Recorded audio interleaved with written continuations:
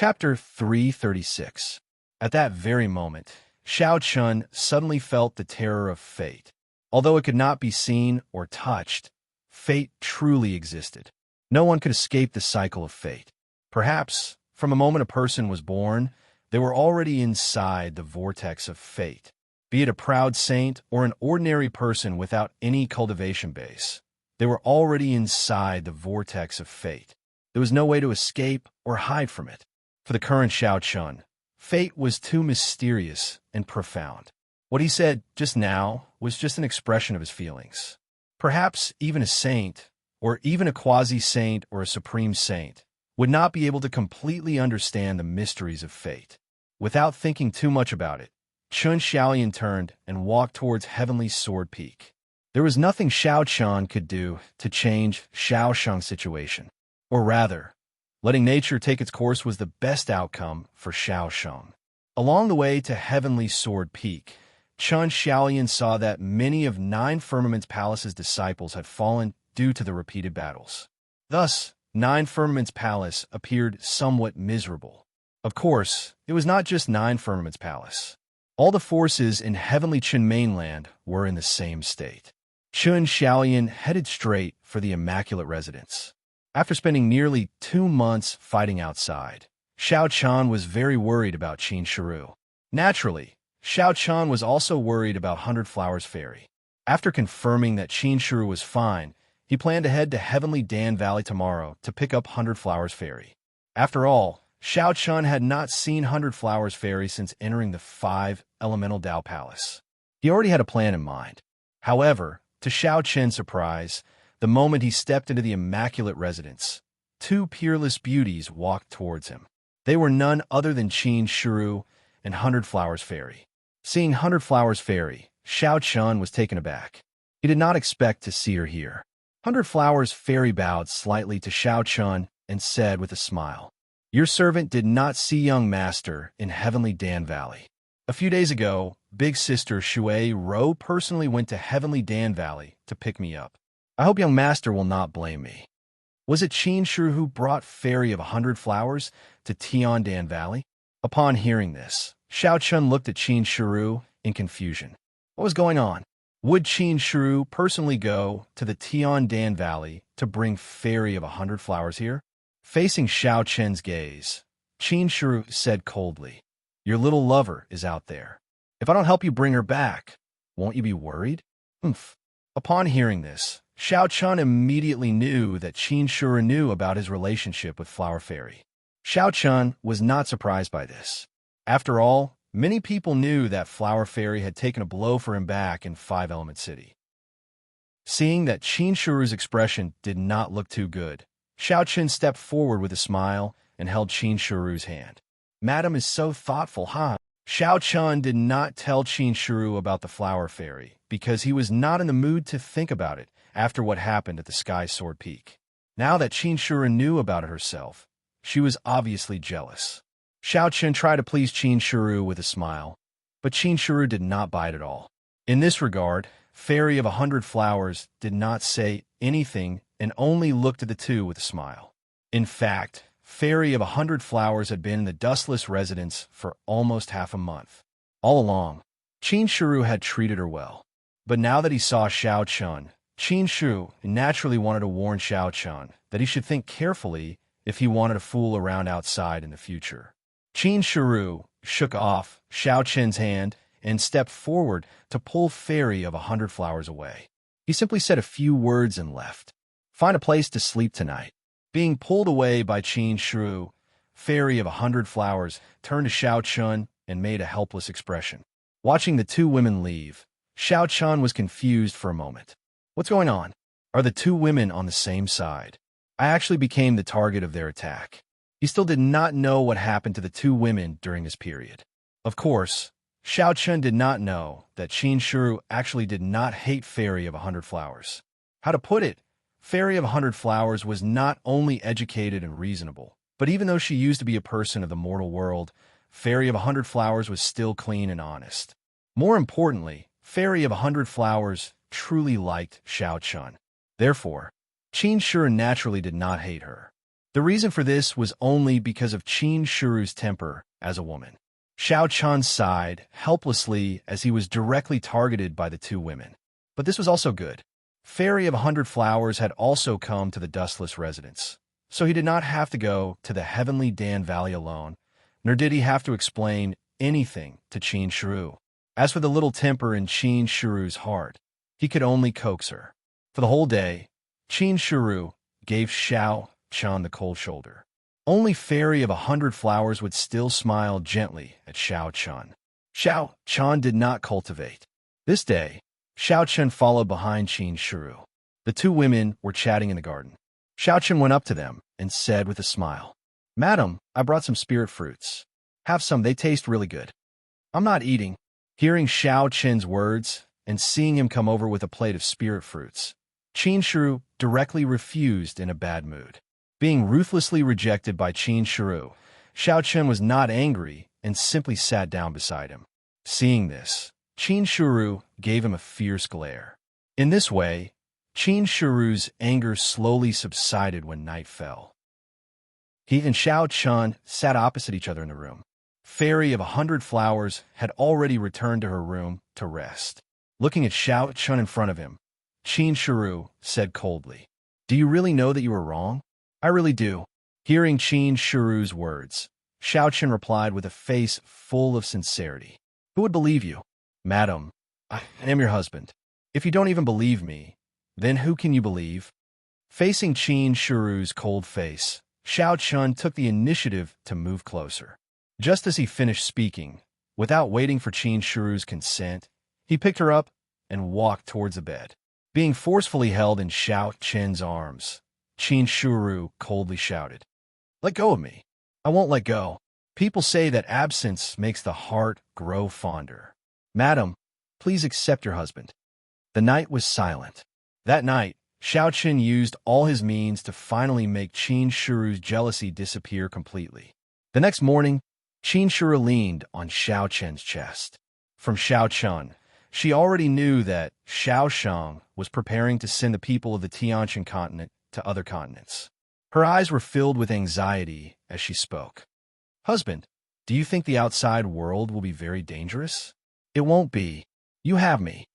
Hearing Qin Shiru's words, Xiao Chun smiled and replied.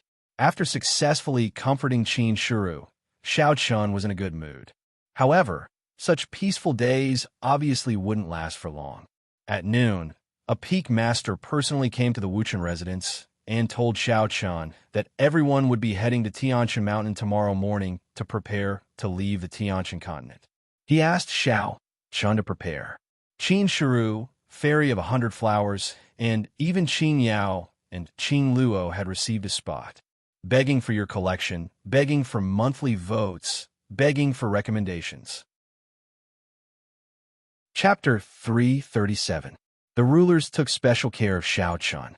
Basically, anyone who was related to Xiao Chun was given a spot to leave the heavenly Qin continent. It wasn't just Qin Yao and Qin Luo. Most of the members of the Xiao family also received a spot to leave the heavenly Qin continent. They were currently on their way to the Nine Firmaments Palace. They would head to the heavenly Qin mountain with Xiao Chun the next morning. Of course, it wasn't just Xiao Chun. The other proud monarchs were the same. After all, they were the most talented people in the heavenly Qin continent.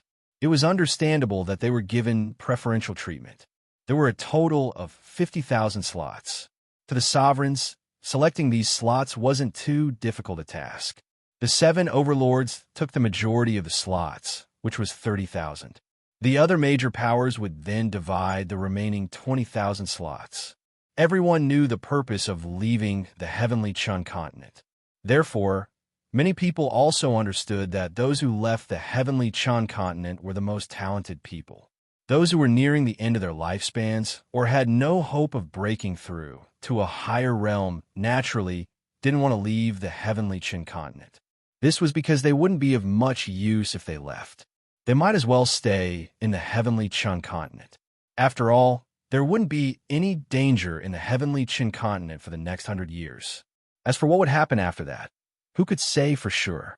In just 2 days, the spots were basically confirmed. After sending off the peak master who came to report, Xiao Chun and Qin Shiru went to the bamboo pavilion in the garden and sat down. Looking at Xiao Chun, Qin Shiru asked worriedly, "Husband, do you know where we'll be sent to?" Qin Shiru was still a little nervous about going to a completely unfamiliar continent. Hearing this, Xiao Chun shook his head and said, "I don't know." He didn't know where Xiao Shun planned to send them. Moreover, not to mention Xiao Chun, even the rulers probably didn't know anything about the world outside the heavenly Qin continent.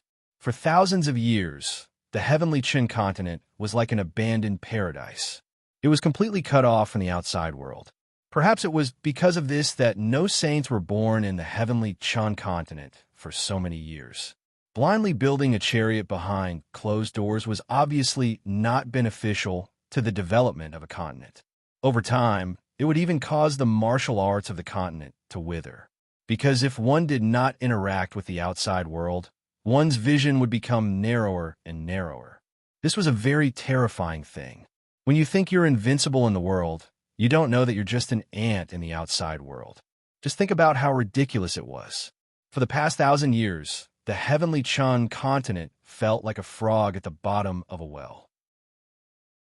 This could be seen from the fact that the Tao Emperor Realm Almighty called himself a ruler. It was indeed a little ignorant. Of course, after experiencing this battle, all the sovereigns had clearly realized this problem.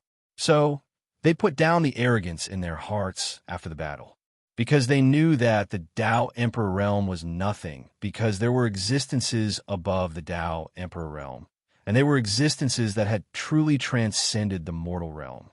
Moreover, saints weren't the strongest. There were still quasi-saints and great saints above them. After they recognized their own strengths, the sovereigns seemed to feel yearning towards the martial Tao once more. In the past, the sovereigns thought that the Tao Emperor Realm was the strongest, but now they knew that there were even stronger existences above the Tao Emperor Realm, and the Saint Realm had clearly become the goal of all the sovereigns.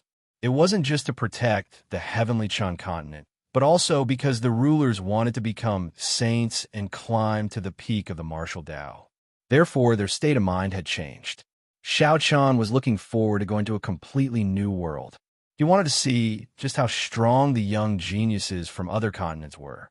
He also wanted to see just how strong the king of geniuses from the Tianqian continent, would be on the path to becoming a king of geniuses.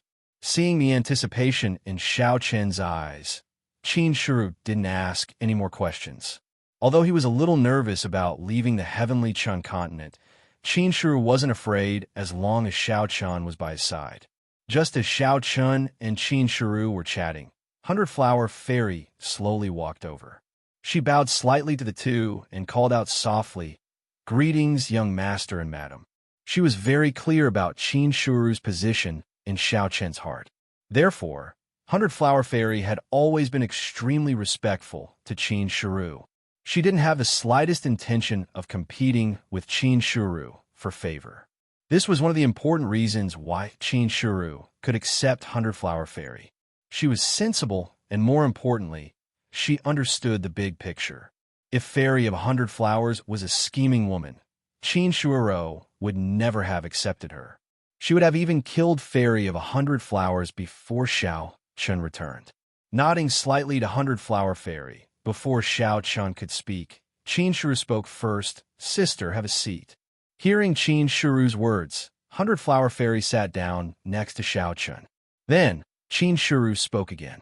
"From now on, we'll be a family. Sister, you don't have to be so polite. Just be a little more casual. But there's one thing you need to pay special attention to, and that is to keep a close eye on him. I can see that this person has too many admirers. I don't want to have a house full of them in the future."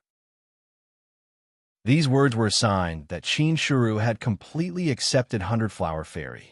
However, being able to accept Hundred Flower Fairy didn't mean that Qin Shiru could accept other women. Hearing Qin Shiru's words, Hundred Flower Fairy smiled and nodded. "Sister, don't worry. I'll definitely keep a close eye on Gongzi. If Gongzi brings back other women in the future, I'll definitely stand on your side." With just a few words, the two women had completely joined forces. It seemed that if he were to bring other women back in the future, he would not be able to live his life anymore. Of course, Xiaochen was not the kind of person who could not move after seeing a beautiful woman. He laughed heartily and said without a care, "Ha ha ha, madams, you must be joking. With the two of you, I'm already satisfied. Naturally, I won't go provoke other women in the future. Madams, don't worry." These were Xiaoqian's heartfelt words. Qin Shiru and Hundred Flower Fairy were peerless beauties capable of causing the downfall of nations. In the entire heavenly Chun mainland, there was no man who could resist the charms of the two women. And now, Xiao Chun had two beauties. If he still wasn't satisfied, then he would be too greedy. The matter between the two women was completely resolved. On the same night, Xiao Qing and Bai Ruyue led over 100 Xiao family disciples to the Immaculate Abode. Xiao Qin naturally didn't know about the sudden arrival of Xiao Qing and the others.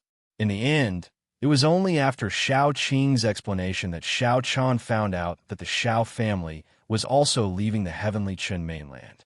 This time, the expert from Nine Firmaments Palace had specially come to fetch them, begging for collection, begging for monthly votes, begging for recommendations. Chapter 338. The entire Xiao family had received a total of 200 slots. Therefore, as long as the Xiao family members were talented, they would all come to the Immaculate Residence, preparing to follow Xiao Chun to the heavenly stellar mountain tomorrow. Xiao Chun was naturally very grateful to the rulers for taking such good care of the Xiao family. To be able to give the small Xiao family 200 slots was already an extremely extravagant matter. Furthermore, to be able to go to other continents for training was a great opportunity for the Xiao family. Although the outside world was clearly more dangerous than the heavenly stellar continent, it was also easier to break through to a higher realm. This would depend on one's choice. Do you want to climb to the peak of the martial path, or do you want to live an ordinary life? However, as long as one was a person with courage, they would naturally want to climb to the peak of the martial path and become a powerhouse. Xiao Chun arranged accommodations for everyone in the heavenly sword peak. As for Xiao Qing and Bai Ruyue, they were left in the Immaculate Residence by Xiao Chun. At night, Xiao Chen's family, Qin Shu, and Fairy Bai Hua sat together, eating spiritual fruits and drinking tea while chatting. The atmosphere was very harmonious. This was probably a rare reunion for Xiao Chen's family. After all, Xiao Chun had only returned to the Xiao family once after leaving home for so many years. Xiao Qing and Bai Ruyue did not dislike Fairy Bai Hua in the slightest. After all, as parents, to have a beautiful and obedient daughter-in-law like Fairy Bai Hua was definitely a wonderful thing. In their opinion, as long as Qin Shiru could accept her, there would naturally be no problems for them. The family chatted until late into the night before returning to their rooms to rest. The next morning, just as the sky lit up, the sound of a bell rang out in Nine Firmaments Palace. Following the sound of the bell, everyone rushed to the main square of Nine Firmaments Palace's 9 peaks. Today, they would be heading to the Heavenly Stellar Mountain and leaving the Heavenly Stellar Continent. On the main square of the Sky Sword Peak, there were not many survivors after the calamity that befell the Sky Sword Peak. Therefore, almost all of the people gathered on the main square of the Sky Sword Peak were from the Xiao clan, led by Xiao Chun. Xiao Chun stayed by his mother's side. To be honest, he was very worried about Bai Ruyue's departure from the Tianqian continent. His mother's cultivation was not high to begin with. She was only in the celestial realm. Moreover, Bai Ruyue's cultivation was almost entirely built up through the use of treasures. Her combat strength was at the bottom of the same realm. Moreover, Bai Ruyue had almost never fought before, so her combat experience was almost zero. As such, if she were to head to a completely unfamiliar continent and encounter danger, Bai Ruyue's ability to survive would be very, very low. He wanted to persuade Bai Ruyue to stay in the heavenly Chun continent, but Xiao Chun understood that he could use treasures to push Bai Ruyue's cultivation to the heaven realm. But what about after that? Could he use treasures to push Bai Ruyue to the Tao King realm or the Tao Sovereign realm? It was obviously very difficult. Without cultivation, Bai Ruyue's lifespan would be very short. Xiao Chun did not want to see his mother turn into a pile of dust after 100 years. Therefore, Even though he was worried about Bai Ryue's safety, Xiao Chun could not find a reason to persuade her. When the time came, he could only ensure Bai Ryue's safety. Moreover, he did not know what the outside world was like. Who could be sure that the outside world would be extremely dangerous? With that thought, Xiao Chun gradually calmed down. After waiting for around an hour on the main square of the Sky Sword Peak, a Tao King realm expert from the Bloodblade Peak arrived. At the same time, a dozen flying demonic beasts slowly descended on the main square of the Sky Sword Peak. Greetings, King Bewitching Sword. The flying demonic beasts have been prepared. We can set off at any time. The Tao King realm expert was in charge of receiving the members of the Xiao family. However, he was extremely respectful toward Xiao Chun. Hearing the Tao King realm expert's words, Xiao Chun returned the greeting. Thank you, Senior. I will have to trouble you. King Bewitching Sword is too courteous. The two of them exchanged some pleasantries. Then, Xiao Chun ordered the members of the Xiao family to board the eagle demonic beasts beside him. After that, over 10 demonic beasts soared into the sky and flew towards the heavenly stellar mountain. In the entire 9 Firmaments Palace, anyone with a little bit of strength and talent would have to leave the heavenly stellar continent. After Xiao Chun and the others left, many demonic beasts soared into the sky from the other 8 peaks. As for the cultivators above the Tao Querying Realm, they all flew into the sky. After the members of 9 Firmaments Palace left, the entire 9 Firmaments Palace fell silent. At present, all the experts of 9 Firmaments Palace had left. Only the old, the weak, the sick, and the disciples who did not have outstanding talent remained. They did not leave the heavenly stellar continent. Instead, they continued to cultivate in 9 Firmaments Palace. Similar to 9 Firmaments Palace, the other 7 overlords also made their way towards the heavenly stellar mountain. Countless flying demonic beasts were converging towards the heavenly stellar mountain from all directions. The last time the experts gathered at the heavenly stellar mountain, it was to fight against the army of demonic cultivators. This time, they gathered at the heavenly stellar mountain again to leave the heavenly stellar continent. Of course, they were not leaving to escape. Rather, they were leaving to fight for the future of the heavenly stellar continent. Rushing with all their might, after half a day, Xiao Chun and the others finally arrived at the heavenly stellar mountain. Just as Xiao Chun and the others stepped onto the peak of the heavenly stellar mountain, the other king of prides arrived as well. Longqing and Chunling had also rushed over from the Yao Beast Empire. Seeing Xiao Chun, Chunling and Longqing immediately surrounded him. Chunling whispered, "Little brother, you must be careful when you go to the outside world. The heavenly stellar continent cannot be compared to that place." If there was anyone who knew about the outside world, it was none other than Chunling. Hearing Chunling's words, Xiao Chun nodded his head slightly. Then, Chunling told Xiao Chun some things to take note of. According to the memories of his previous life, Chunling told Xiao Chun about the outside world. Although he did not know which continent Xiao Chun would send them to, after thinking about it, it should at least be a continent with a saint. Otherwise, there would be no need to leave the heavenly stellar continent at all. They would definitely be sent to a continent with a saint. As such, according to Chunling's memories, such a continent would usually be very large. It would be at least 10 times the size of the heavenly stellar continent. At the same time, because of the saint's arrogance, such a continent could be said to be filled with saint clans. It was not as peaceful as the heavenly stellar continent. The various saint clans, saint sects, and saint empires would often have conflicts with each other. As such, they had to be extra careful. Generally speaking, a continent with a saint's arrogance was much more chaotic than the heavenly stellar continent. The rules were also not as strict as the heavenly stellar continent. In this chaotic world, the only thing that was pursued was strength. Whoever was stronger, whoever had the biggest fist, would have the right to speak. Begging for collection, begging for monthly votes, begging for recommendations. Chapter 339.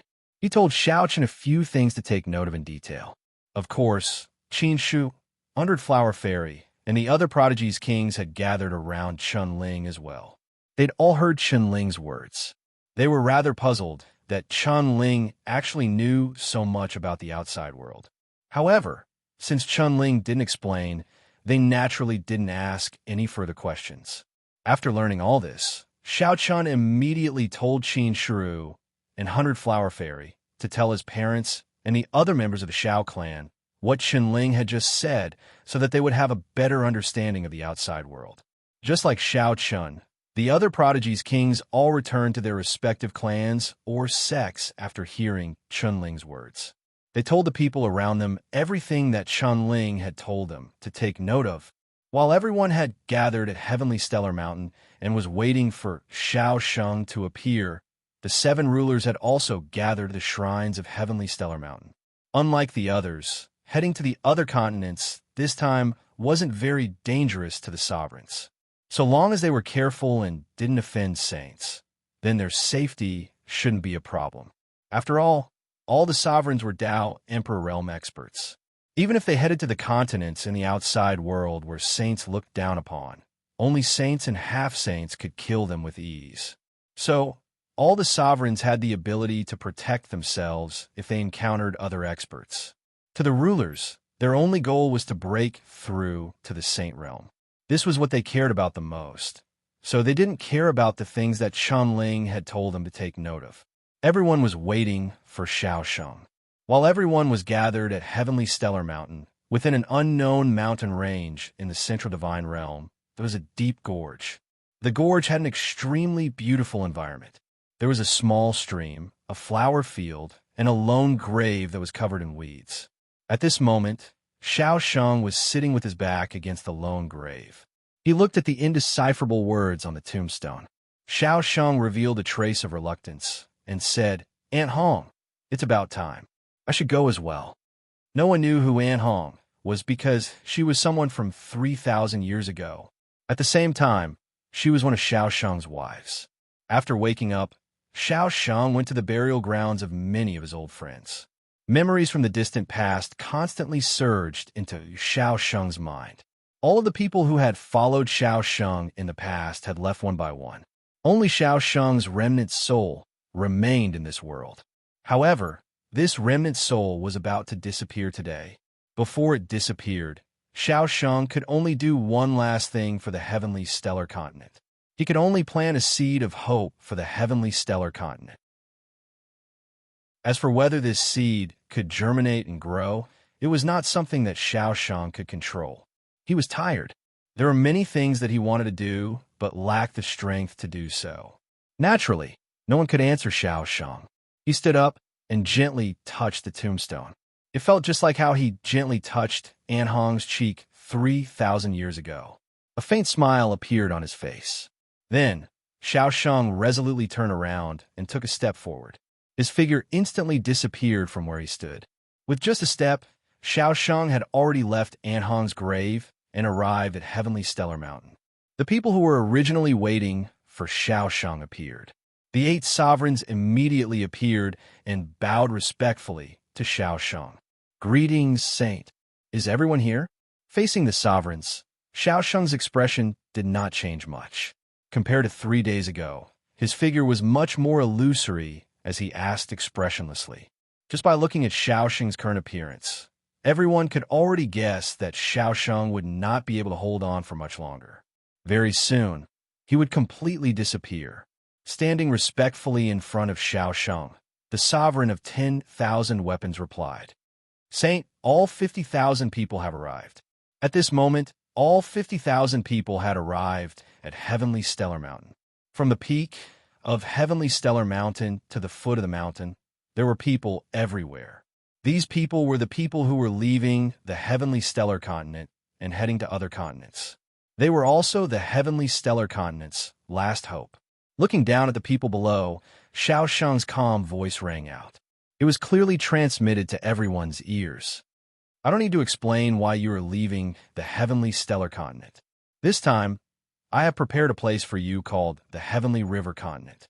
After hearing Xiao Sheng's words, Xiao Chun, who was standing at the front of the crowd, asked Chun-Ling in a low voice, "Big brother, "Do you know about the Heavenly River continent?"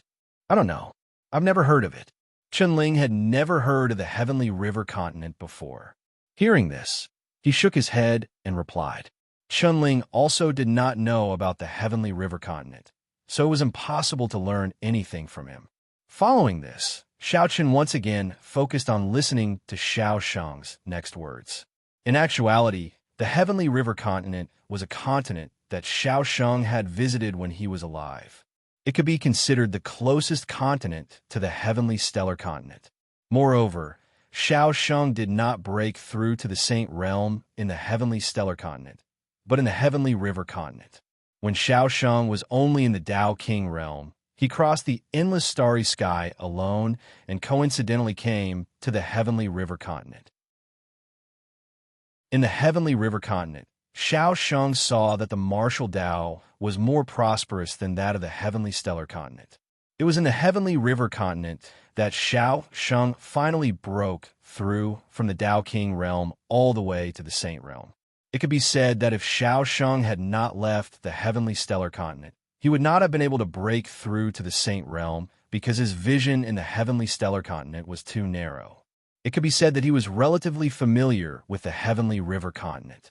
On the Heavenly River continent, there was more than one Saint realm expert.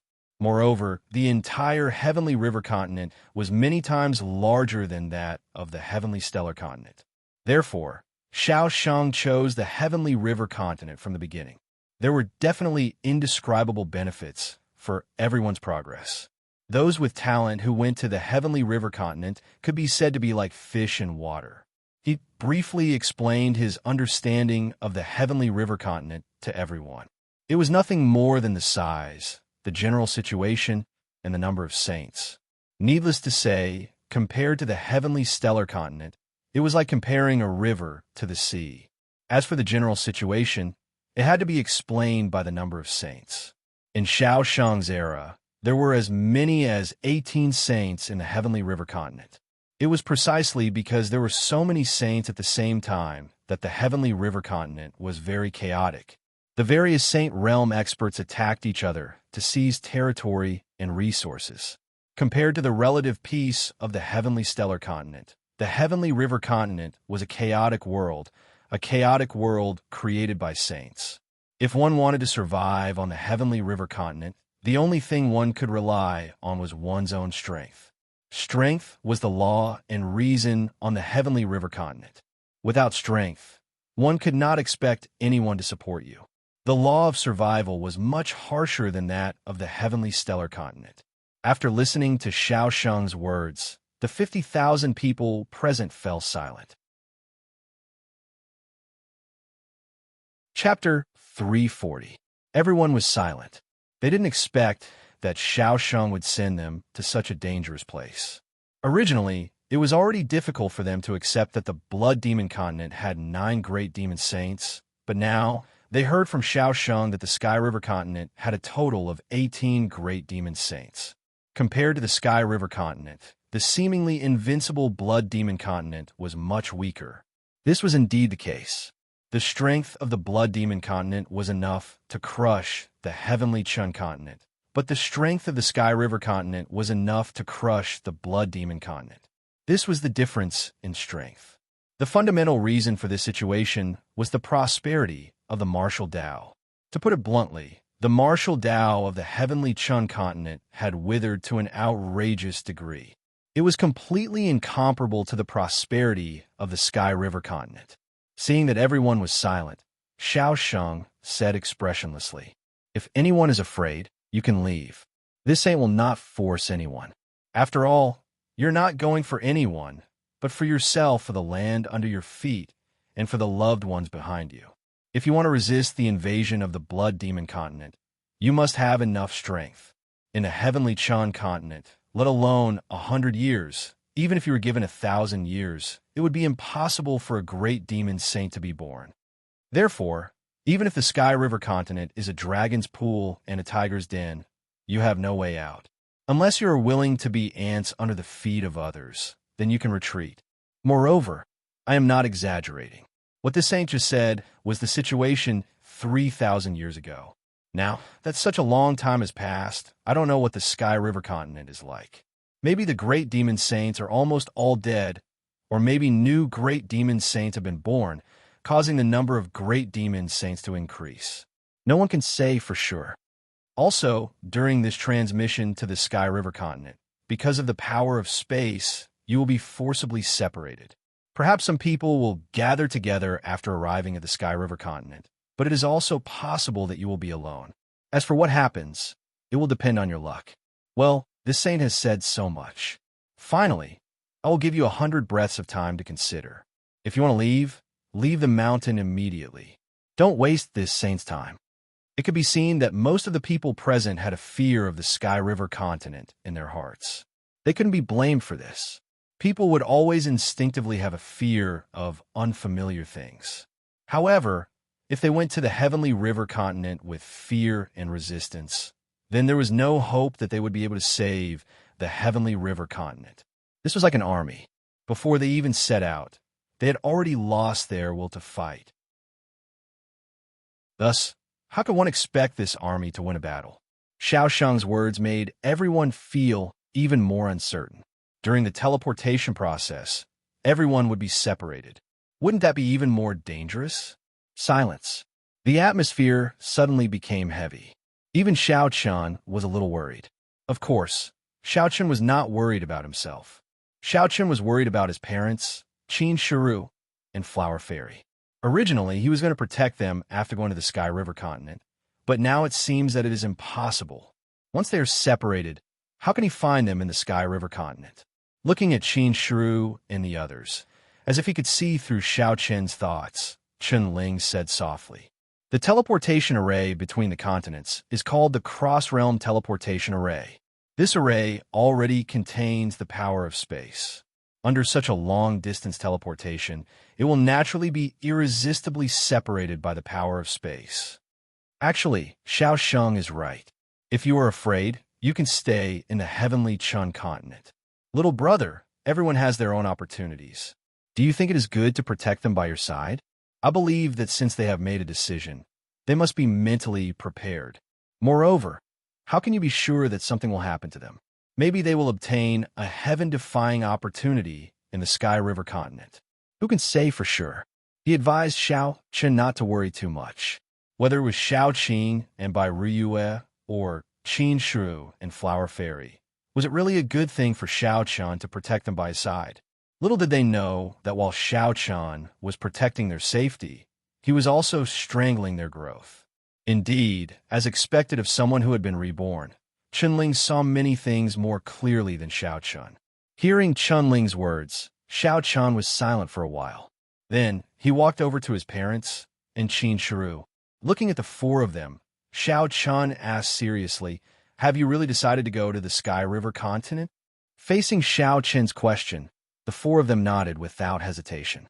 Although they were a little nervous, they did not hesitate at all.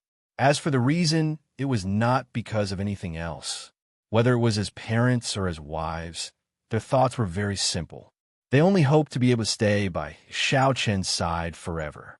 In order to do this, not to mention strength, they had to at least have enough cultivation, because the level of cultivation represented the length of their lifespan. This was especially true for Xiao Qing and Bai Ruyue. The two elders knew very well that if they stayed in the Sky River continent, perhaps in 100 years, they would be old men with one foot in the grave. At that time, even if Xiao Chen returned, how long could they accompany Xiao Chen? Time was always the two elders' biggest enemy. If they could not break through to a higher realm, they would turn into a pile of dirt sooner or later. So why not take a gamble? Knowing their own abilities, Xiao Qing and Bai Ruyue wanted to take a gamble just to be able to stay by Xiao Chen's side a little longer. Xiao Chen looked deeply at the four of them. In the end, he said in a deep voice, "Then promise me that you must stay alive." Hearing Xiao Chen's words, the four of them nodded heavily. Then, Xiao Chen strode to the top of the mountain. He turned around and looked at the 50,000 people lined up at the foot of the mountain. "Everyone, I know you are afraid, but do we have a way out? Even if we retreat now, we can temporarily obtain 100 years of peace. But what about 100 years later? When the power of the array is exhausted and the demon saints of the blood demon continent descend, what can we do? Submit to them and give up the homeland that originally belonged to us, and then offer up our wives and daughters for them to humiliate? Our departure carries the last hope of the Sky River continent. For the land under our feet, for our homeland, for our loved ones, I think that even if it is really a dragon's pool and a tiger's den, we have no reason to retreat, right? That's all I have to say. Everyone, think about it. If you want to retreat, then go down the mountain now. We're going to set off and fight for a future for the Sky River continent. After he finished speaking, Xiao Chun turned around and looked at Xiao Sheng, who was standing proudly in the sky. Xiao Sheng nodded at Xiao Chun with a gratified expression. Chapter 341. Xiao Chen's voice resounded throughout the entire heavenly stellar mountain. Hearing Xiao Chen's words, the people who were originally afraid felt as if they had been forced into a dead end. As the saying goes, even a rabbit will bite when cornered. Today, the heavenly stellar continent had no way out. Just like what Xiao Chen said, even if it was a dragon's lair or a tiger's den, they had no reason to retreat. Because if they retreated, they would definitely die. If they bravely moved forward, they might be able to find a way out. After a moment of silence, a Tao sovereign expert laughed loudly and said, This old man has lived for 280 years, yet I am inferior to a child. This is simply too embarrassing. King Bewitching Sword is right. Even if the Tiana continent is a dragon's lair or a tiger's den, this old man still has to give it a try and kill a way out for the heavenly stellar continent. When this Tao sovereign expert spoke, his face revealed a trace of shame. Compared to Xiao Chun, these experts of the older generation had lived like dogs. In the end, they actually needed a junior to boost their courage. Following this Tao sovereign expert's shout, soon everyone else also spoke up. Indeed, it was no longer a matter of whether they were afraid or not. They simply had no choice. Even if they were afraid, they had to go, or they could only wait for death. For their homeland, for their loved ones, and for their descendants, they had to give it their all.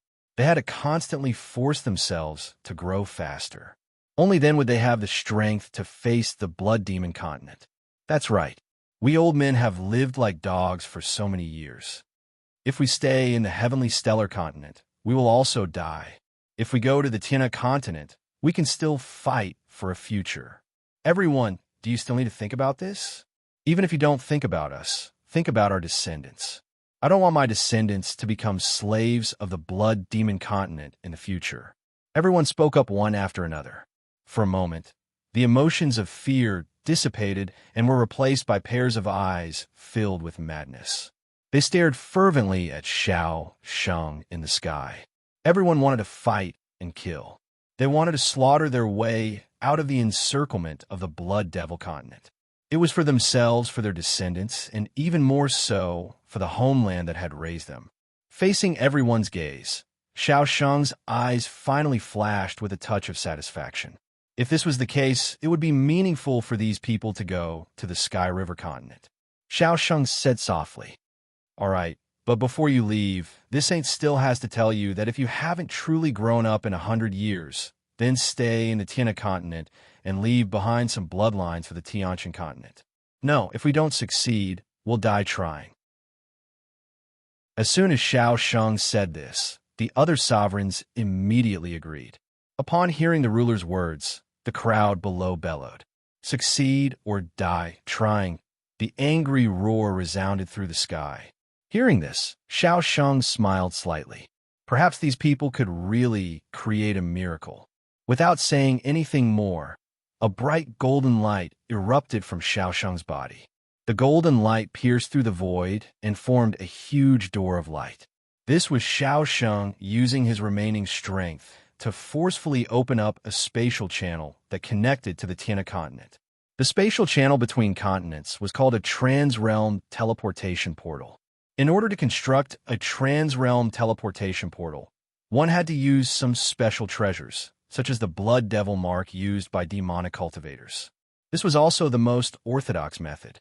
However, The Tiantian continent obviously didn't have such treasures right now, so they could only take an unconventional approach and use another method, which was for a saint to destroy their life force and use their lifetime's cultivation to forcefully construct a transrealm teleportation portal. Back then, the transrealm teleportation portal of the Blood Devil continent was destroyed by Xiaosheng. If one of the great devil saints stood out and sacrificed themselves, it was possible to construct a brand new transrealm teleportation portal. However, it was obvious that none of the great devil saints were willing to sacrifice themselves. In the entire world, there was probably no saint like Xiaosheng who was willing to sacrifice himself to construct a transrealm teleportation portal. Which saint would do such a foolish thing? Of course, Xiaosheng didn't have much time left, so he didn't have a choice. Before he died, he could only leave behind the last hope for the Tiantian continent. However, even though Xiaosheng's remaining strength was enough to construct a transrealm teleportation portal to the Tiana continent, because Xiaosheng was only a wisp of his soul, the portal wasn't stable. As a result, after everyone was teleported to the Tiana continent, they might appear in any corner of the Tiana continent. At the same time, the portal wouldn't exist for long and would disappear in a day at most. Of course, he was able to do this because Xiaosheng's cultivation far exceeded that of an ordinary saint. He could already be considered a half-step saint. Otherwise, an ordinary saint wouldn't be able to construct a transrealm teleportation portal with just a wisp of his soul. When the portal of the transrealm teleportation portal was formed, Xiaosheng's figure disappeared into the horizon. Only his voice came from the portal. Enter as soon as possible. This portal can only last for a day at most. Let's go. You are the hope of the Tiantian continent. Don't let this saint down, and don't let down all the people of the Tiantian continent who are waiting for your return. After saying this, Xiaosheng's voice slowly dissipated. Along with it, Xiaosheng's aura dissipated. Obviously, Xiaosheng had left and completely disappeared. At the last moment, he had exhausted the last of his strength to plant a seed of hope for the Tiantian continent. Looking at the portal of light in front of him, Xiaoqin stood in front of the crowd and bowed respectfully. Seeing this, the 50,000 people behind him also bowed. They thanked Xiaosheng and at the same time admired Xiaosheng. This was a peerless saint who cared for the entire Tiantian continent. Even if he died, he still didn't forget to protect the Tiantian continent. He was worthy of the title of Tiantian continent's protector. After bowing, the rulers immediately arranged for everyone to step into the portal of light. Xiaoqin accompanied Qin Shiru, 100 Flower Fairy, Zhang Jingxiang, and Xiaoqing. Although he knew that everyone might be separated during the teleportation process, he still wanted to be with them at the last moment. When you go to the Tiana continent, you must be very careful. Don't act rashly. Staying alive is the most important thing. I will find you. When it was Xiaoqin and the others turned to step into the portal of light, Xiaoqin said this seriously to the four of them. Hearing Xiaoqin's words, the four of them nodded heavily. Just as they were about to step into the portal of light, Xiaoqin gave one last warning to the four of them. Then he turned his head to look at the proud kings, Long Qing, and Chun Ling behind him, and a smile appeared on his face. Big brother, second sister, brothers, see you on the Tiana continent. See you on the Tiana continent. Hearing Xiaoqin's words, everyone laughed loudly. Then, Xiaoqin led Qin Shiru and the others through the portal of light. Chapter 342. Xiaoqin led Qin Shiru and the other three through the golden door. For a moment, everyone's vision darkened. At the same time, they felt as if their bodies were about to be sucked dry. The world spun, and their consciousness gradually began to fade. Vaguely, everyone seemed to see a sky full of stars streaking past them. Compared to the traditional cross-realm transmission array, Xiaosheng's transmission array was obviously not very stable. Therefore, during the transmission process, everyone had to endure some pain. They didn't last long at all. Soon, Xiaoqin fell into a coma. In a state of unconsciousness, everyone's hands, which were originally tightly clasped together, unconsciously loosened. Many people were like this. Not long after entering the transmission array, they fainted. Perhaps only the rulers were able to stay awake for the entire transmission process. Even the supreme masters of the Tao sovereign realm would fall into a coma after a while. The cross-realm transmission array was an array that used the power of space to connect two different continents. The power of space was extremely mysterious. Even a saint couldn't comprehend it. It can only be said that it borrowed the power of space. Therefore, because of the power of space, even though the heavenly Chun continent and the heavenly river continent were very far apart, the cross-realm transmission array could reach them in less than an hour. On the heavenly stellar mountain, everyone entered the golden door one after another. After everyone had entered, the rulers looked at each other and then strode through the door. On this day, the heavenly stellar mountain shone with a golden light. Everywhere in the heavenly Chun continent, everyone's eyes were fixed on the heavenly stellar mountain. They all knew what would happen today. The entire heavenly Qin continent's powerhouses and geniuses would leave the heavenly Qin continent for a whole new world. And this time, they would be gone for at least 100 years. Moreover, these people carried the fate of the entire heavenly Chun continent on their shoulders. Their success or failure would directly determine the fate of the heavenly Qin continent. Everyone on the heavenly Chun continent prayed for these 50,000 warriors. They hoped that they could grow up safely on the heavenly river continent and protect the heavenly Chun continent in the future. Not long after the sovereigns entered the door of light, the door of light slowly dissipated. Shaosheng disappeared along with it. 50,000 people had already left. At the same time, in the unfamiliar land of the heavenly river continent, on this day, there were many unconscious cultivators of the heavenly river continent appearing everywhere. They appeared in the wilderness, in cities, and even directly in some sects. These people seemed to have appeared out of thin air. However, the appearance of so many warriors from the heavenly Chun continent naturally attracted the attention of some forces.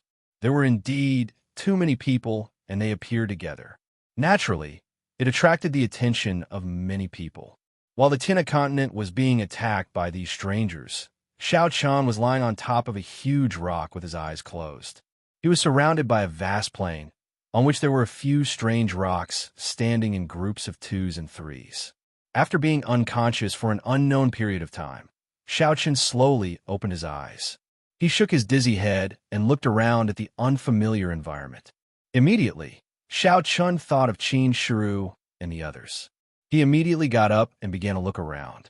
It had to be said that Xiao Chan was lucky because there were dozens of unconscious heavenly Chun continent cultivators around him. These people were all transmitted here with him. In other words, Xiao Chen was not completely alone. At least, there were some trustworthy people around him. In a foreign land, his compatriots from the heavenly Chun continent were obviously the most trustworthy people. There was no doubt about this. However, after searching for a while, Xiao Chun did not find the figures of Qin Shiru and the others. In other words, everyone was forcibly separated. In the vast Sky River continent, Xiao Chun did not know where Qin Shiru and the others were now and how far away they were from him. He sighed helplessly. Although he had been mentally prepared, Xiao Chun still had a trace of fantasy in his heart. However, this fantasy was now mercilessly shattered. The facts were already in front of him. There was no other way. He could only establish a foothold in the Sky River continent first, and then look for the whereabouts of the 4 people. Xiao Chun tried to wake up the dozens of unconscious people around him. Among these people, there were some that Xiao Chun recognized and some that he did not. There were old and young people, and their cultivation levels were high and low. There were 2 super experts in the Tao Sovereign Realm. Xiao Chen had seen them before. One of them was the Deputy Valley Master of the Heavenly Dan Valley, and the other was the Deputy Pavilion Master of the Myriad Weapon Pavilion. In addition to these 2 super experts, there were also 4 Tao King Realm experts.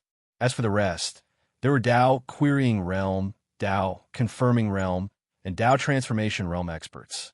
In the end, Xiao Chun even found 6 young geniuses. These 6 people were not geniuses from 9 Cloud Palace. nor were they his guests. They were not familiar with him, but Xiao Chen recognized them. To be able to send so many people to the Sky River continent, Xiao Chen's luck was obviously good. As these people woke up one by one, everyone soon knew that they had successfully arrived at the Sky River continent. They were lucky enough to be sent together. However, in this strange foreign land, and with no one knowing anything about this place, it was obviously the best choice at this time. Just as they were about to discuss what to do next, a figure rapidly descended from the sky. It was so fast that no one had time to react. However, when they saw the appearance of the person who had descended, they were immediately overjoyed. Sky-scorching ruler. That's right, the person who came was the burning sky ruler. He was also sent here with everyone. However, because the burning sky ruler was a Tao Emperor realm expert, he did not fall unconscious during the teleportation process. After arriving at the Sky River continent, the burning sky ruler saw that everyone was still unconscious. So he walked around alone to familiarize himself with the surroundings and prepare for the next step. With a ruler by their side, everyone was naturally overjoyed. This way, at least their safety was guaranteed. In the face of everyone's greetings, the burning sky ruler waved his hand and said, "This is not the Sky River continent. In the future, there is no need to call me ruler. You have just woken up, so rest first. Xiao Chun, come with me." After coming to the Sky River continent, the burning sky ruler had already abandoned his pride as a ruler. Here, he wasn't a ruler, and he couldn't decide anything. At most, he could only be regarded as a powerhouse. It must be known that in the Sky River continent, the people who could decide the fate of the Sky River continent were the high and mighty saints. As soon as his voice fell, the burning sky ruler did not wait for anyone to reply. He called Xiao Chun and walked toward the nearby place. Obviously, he had something to say to Xiao Chun. Fourth update, please bookmark, please recommend. Chapter 343. He called Xiao Chun to the side. To be honest, Xiao Chun wasn't very familiar with the burning sky ruler. Among the remaining 8 rulers of the heavenly Qin continent, Xiao Chun was most familiar with the 9 clouds ruler and the pill cloud ruler, followed by the heavenly pill ruler. After all, she was the pill cloud ruler's wife and could be considered his master's wife. He didn't have much contact with the burning sky ruler. Xiao Chun only knew that he was Huangfu Ao's father. To be honest, even the heavenly wood ruler was relatively familiar with him. Xiao Chun didn't know why the burning sky ruler had called him over, so he followed behind him. When the burning sky ruler stopped, Xiao Chun bowed and said, "Lord Ruler, do you have any orders? I've already said that there's no need to call me Overlord. This isn't the heavenly Qin continent anymore, and the word Overlord is too sensitive. Not to mention that I'm only at the Tao Emperor realm, so how could I bear the title of Overlord? It was us old fellows who were too ignorant and narrow-minded. If you don't mind, just call me Uncle Tion in the future." "All right, let's not talk about this for now. I have something to tell you," the burning sky ruler said calmly when he heard Xiao Chen's words. From his words and expression, it wasn't difficult to see that he had completely let go of the title of ruler. After speaking, the burning sky ruler paused for a moment. He didn't wait for Xiao Chun to reply and quickly continued. "Now that we have arrived at the heavenly river continent, tell me what you think. What should we do next?" The burning sky ruler actually asked Xiao Chun for his opinion. Hearing this, Xiao Chun naturally didn't think that the burning sky ruler asked him because he didn't have any ideas. He thought that the burning sky ruler just wanted to see what choice he should make in this situation. The burning sky ruler obviously had some plans in mind. In this regard, Xiao Chun didn't rashly give an answer. Instead, he calmly asked, "Uncle Tion, did you walk around the area just now?" "That's right." The burning sky ruler nodded and replied when he heard Xiao Chen's words. "Uncle Tion, you should have some understanding of the surrounding situation, right?" Xiao Chun continued. Without knowing where they were, Xiao Chun would naturally not make a rash decision. After being questioned by Xiao Chun twice in a row, the burning sky ruler did not show the slightest displeasure. On the contrary, the corners of his mouth revealed a faint smile. He then explained the situation he knew to Xiao Chun. According to what Burning Sky Sovereign said, everyone should be in a plane. This plain was extremely vast, and even Burning Sky's sovereign couldn't walk out of it. Moreover, the surrounding area was desolate and uninhabited. There were no villages or towns. Of course, the reason why the Burning Sky ruler didn't walk out of this plain wasn't because it was boundless.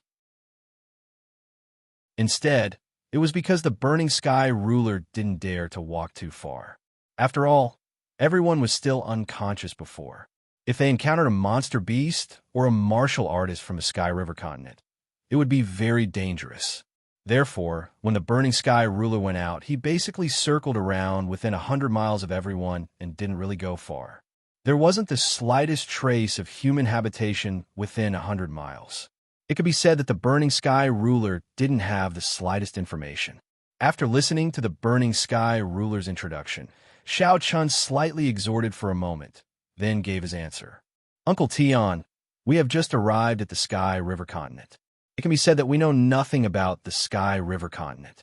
I think we should find a town first. On the one hand, we can understand the situation of the Sky River continent. On the other hand, we could take a little rest and plan for our future actions. It's better than being randomly bumped around. Xiao Chen's choice was based on stability. He didn't have the slightest intention of taking risks. After all, they were now in a completely unfamiliar continent. Acting rashly was definitely an extremely dangerous thing. It must be known that although everyone was together with the Burning Sky ruler, this was the Sky River continent.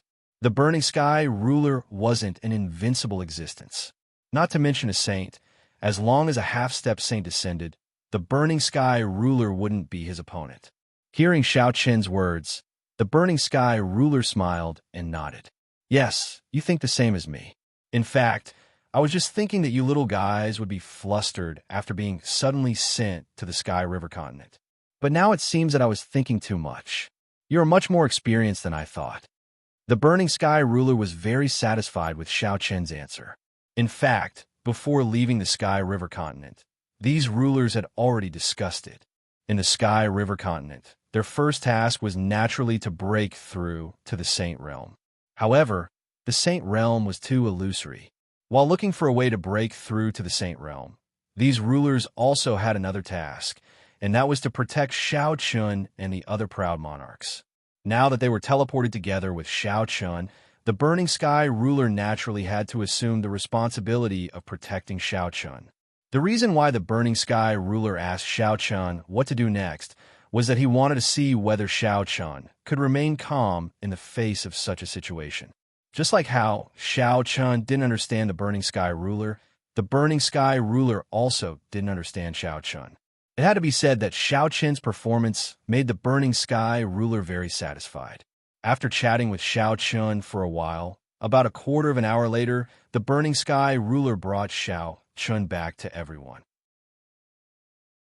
Looking at the dozens of people, the Burning Sky ruler said in a deep voice, "How is it? Have all of you recovered?" Hearing the Burning Sky ruler's words, the celestial Dan Valley Vice Valley Master stood up and respectfully replied, "Reporting to the Burning Sky ruler, we are all fine and can set off at any time." Hearing the celestial Dan Valley Vice Valley Master's reply, the Burning Sky ruler calmly replied, "I already said that in the future. Don't call me ruler. You can call me Lord. The word ruler is too sensitive, so don't call me that in the future. All right, since you've rested, let's set off and find a city to stay in as soon as possible." With that, the Burning Sky ruler led the way, and everyone began their journey in the Sky River continent. Along the way, because Xiao Chun and the other younger generation hadn't broken through to the Tao querying realm, they couldn't fly. In addition, they weren't familiar with the place, so flying was too conspicuous. So everyone chose to walk. Choosing to walk made it easier to hide their tracks, but correspondingly, their speed was much slower. After finding a direction, everyone headed east. It had to be said that this plain was really big. For an entire day and night, they didn't walk out. Until noon of the second day, the group was still moving according to the established route.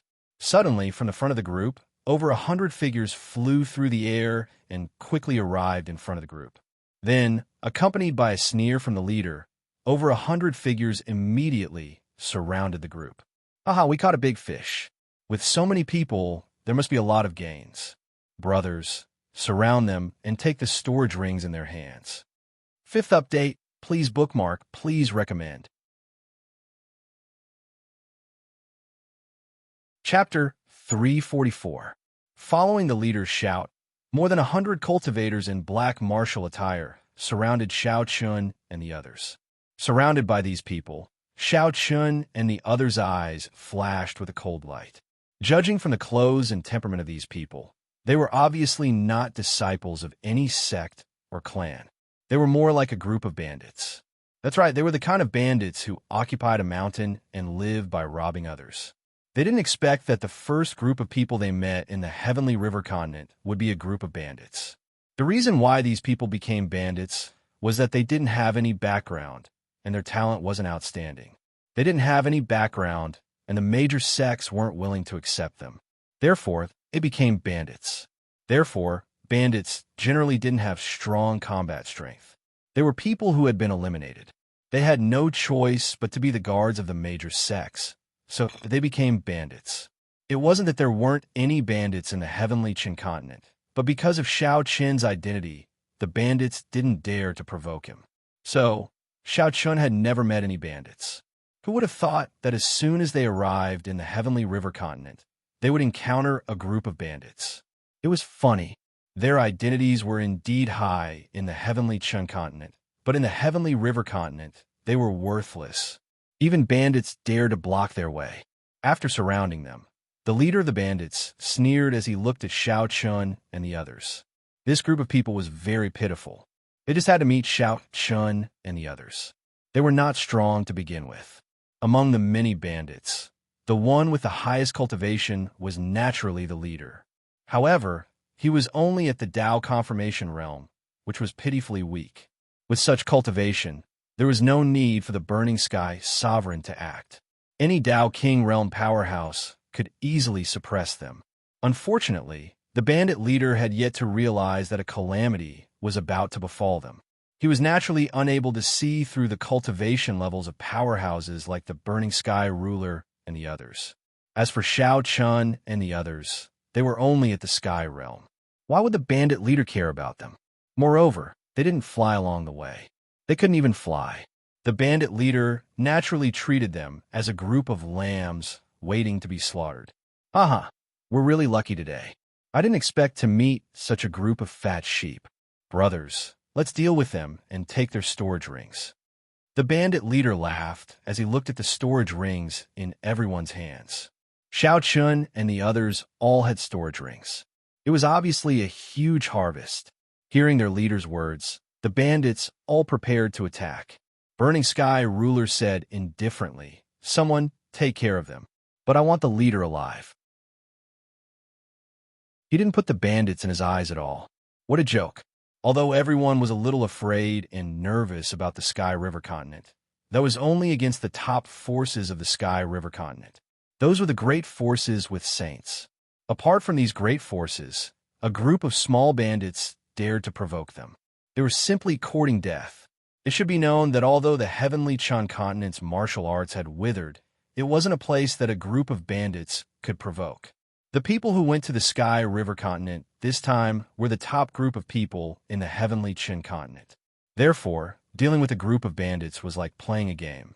Hearing the Burning Sky Ruler's words, a Tao King realm powerhouse consciously stepped forward. He didn't waste any time and directly struck out with his palm. As his attack landed, a unique aura of a Tao King realm powerhouse soared into the sky from his body. He stopped concealing his aura. Only at this moment did the expression of the bandit leader who had been sneering all this time suddenly change drastically. He felt disgusted as if he had swallowed a fly, and he stared fixedly at the Tao King who attacked as he spoke in disbelief. A Tao King realm powerhouse. He didn't expect that the group of people he thought were sheep waiting to be slaughtered would casually step forward with a Tao King realm cultivation. At this point, no matter how stupid the bandit leader was, he probably realized that he had kicked an iron plate. His expression changed drastically and turned ashen. However, it was too late to say anything now. He didn't give the bandits any time to react at all. The Tao King Realm powerhouse attacked repeatedly. He dealt with over 100 bandits alone, but the battle was a one-sided massacre. It was the bandits' fault for provoking Xiao Chen's group. They were too weak. Even the bandit leader was only a Tao Confirmation Realm cultivator, let alone the other bandits.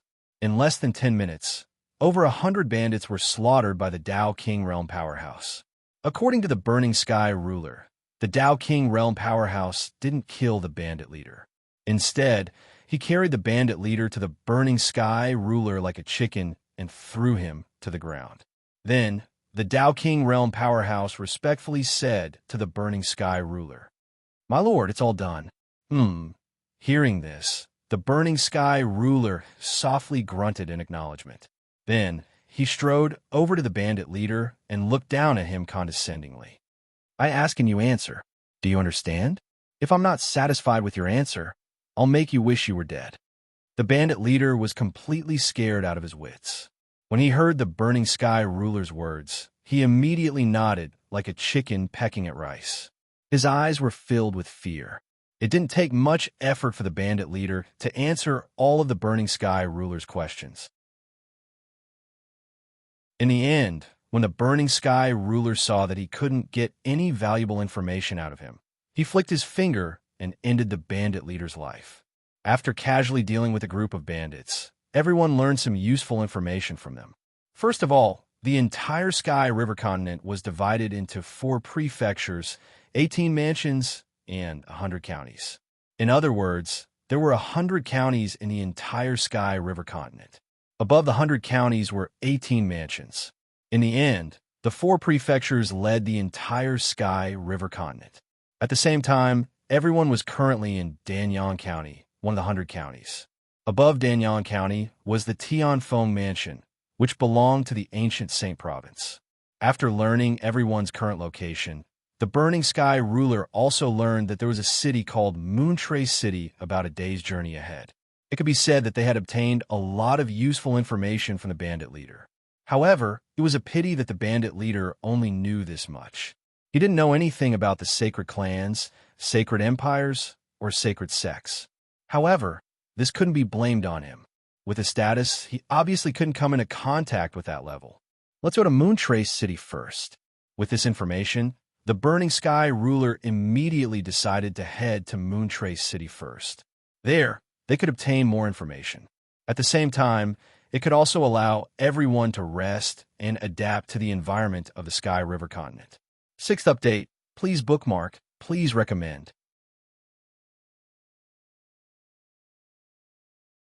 Chapter 345. They were lucky enough to encounter a group of bandits, and they were lucky enough to obtain useful information from the bandit leader. Under the lead of the Burning Sky ruler, they headed straight for Moontrace City. The distance to the Moontrace City was not far. A day later, everyone was able to faintly see the outline of a city appearing on an endless plain from afar. It was obvious that this was Moontrace City. Within a radius of 1,000 miles, Moontrace City was the only city. At the same time, it was also the only city on the illusionary moon plains.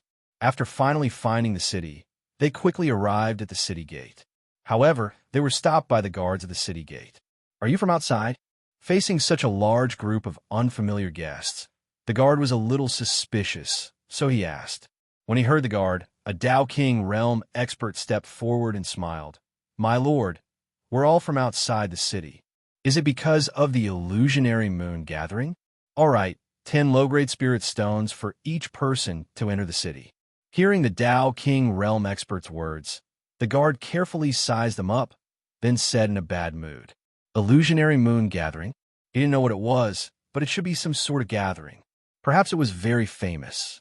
Perhaps it was because of the illusionary moon gathering that there were many cultivators entering Moontrace City, so the guard didn't think too much about it. He only thought that Xiao Chun and the others were also here to participate in the illusionary moon gathering. He didn't ask too much. If he asked about the illusionary moon gathering, he would be giving himself away. In any case, as long as they enter the city, it shouldn't be difficult to find out about the illusionary moon gathering. After paying nearly 1,000 low-grade spirit stones, Xiao Chun and the others were finally able to enter the city. It had to be said that the cost of living in Moontrace City was very high. Just the entrance fee alone required 10 low-grade spirit stones per person. Moreover, Moontrace City wasn't a big city in the Heavenly River continent. It wasn't even ranked. Even so, they still dared to charge such a high entrance fee. Who knew what the famous big cities in the Heavenly River continent would do? Nearly 1,000 low-grade spirit stones were used up just like that. However, Xiao Chun and the others did not care too much about it. Since they left the Heavenly Chan continent, they were naturally prepared, so they naturally had a lot of money on them. Strolling along the streets of Moontrace City, Yishiwen noticed that this place was completely different from any other city in the Heavenly Chin continent, especially the architectural style. The houses in the Heavenly Chin continent were generally built with high-quality wood, such as fir, cypress, elm, etc. As for the houses in Moontrace City, they were basically all built with bluestones. Huge bluestones were polished into squares and piled up one by one to form houses. Since the materials used were different, the shape would naturally be different as well. However, compared to the wooden houses in the Heavenly Chun continent, the houses in the Moontrace City that were built with stones were obviously much harder. However, it cannot be said that houses built with bluestones were better than those built with wood. The reason why there was such a big difference between the buildings of the two continents was also related to their different environments. First of all, the Heavenly Chan continent was not as chaotic as the Sky River continent. It could be said that the Heavenly Chan continent was basically in a relatively peaceful era.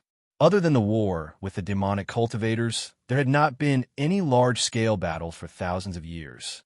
Therefore, using wood to build houses was extremely suitable. Although the houses built with wood were obviously not as hard as those built with bluestones, the construction time was shorter and the cost was not huge. It was also easier to build, which was naturally more suitable for the relatively peaceful Heavenly Chin continent. In any case, the Heavenly Chin continent did not erupt with wars from time to time, so there was no need for bluestone houses that were too hard. However, the Sky River continent was different. It was not as peaceful as the Heavenly Chan continent. There were battles between various forces from time to time. Even the Saint clans, Saint sects, and Saint empires would often erupt in wars. As a result, there were naturally different requirements for the buildings, or at least they had to be harder. Therefore, even if the construction time was long and the cost was huge, the Sky River continent still insisted on using bluestones to build houses because it was hard. When war broke out, if talismans were added, it would be able to resist the impact of the battle. After strolling around the city, the scale of the Moontrace City was not large, but it was not small either. It was equivalent to an ordinary city in the Heavenly Chan continent's central divine realm. However, perhaps it was because of the illusionary moon convention, the Moontrace City could be said to have a large population. Moreover, many of them were from other places. It was obvious that they had specially come to participate in the illusionary moon convention. With so many outsiders pouring into the Moontrace City, it caused the inns and restaurants in the city to be almost full. After asking several inns, they were told that there were no empty rooms. Since they could not find an inn, they naturally had no place to stay. Just when everyone was at their wits' end, Xiao Chun softly said to the Burning Heaven ruler, "Uncle Tian, I feel that we don't need to find an inn. After all, we don't know how long we will stay in the Moontrace City. Moreover, in the future, the Moontrace City might become a stronghold of our Heavenly Chin continent. Therefore, we might as well directly buy a house. This way, not only will we have a place to stay, but other people from the Heavenly Chin continent will also have a place to stay in the future." Everyone had been looking for an inn, but Xiao Chun proposed to directly buy a house. Hearing this, the Burning Heaven ruler's eyes lit up. That's right, why didn't I think of that?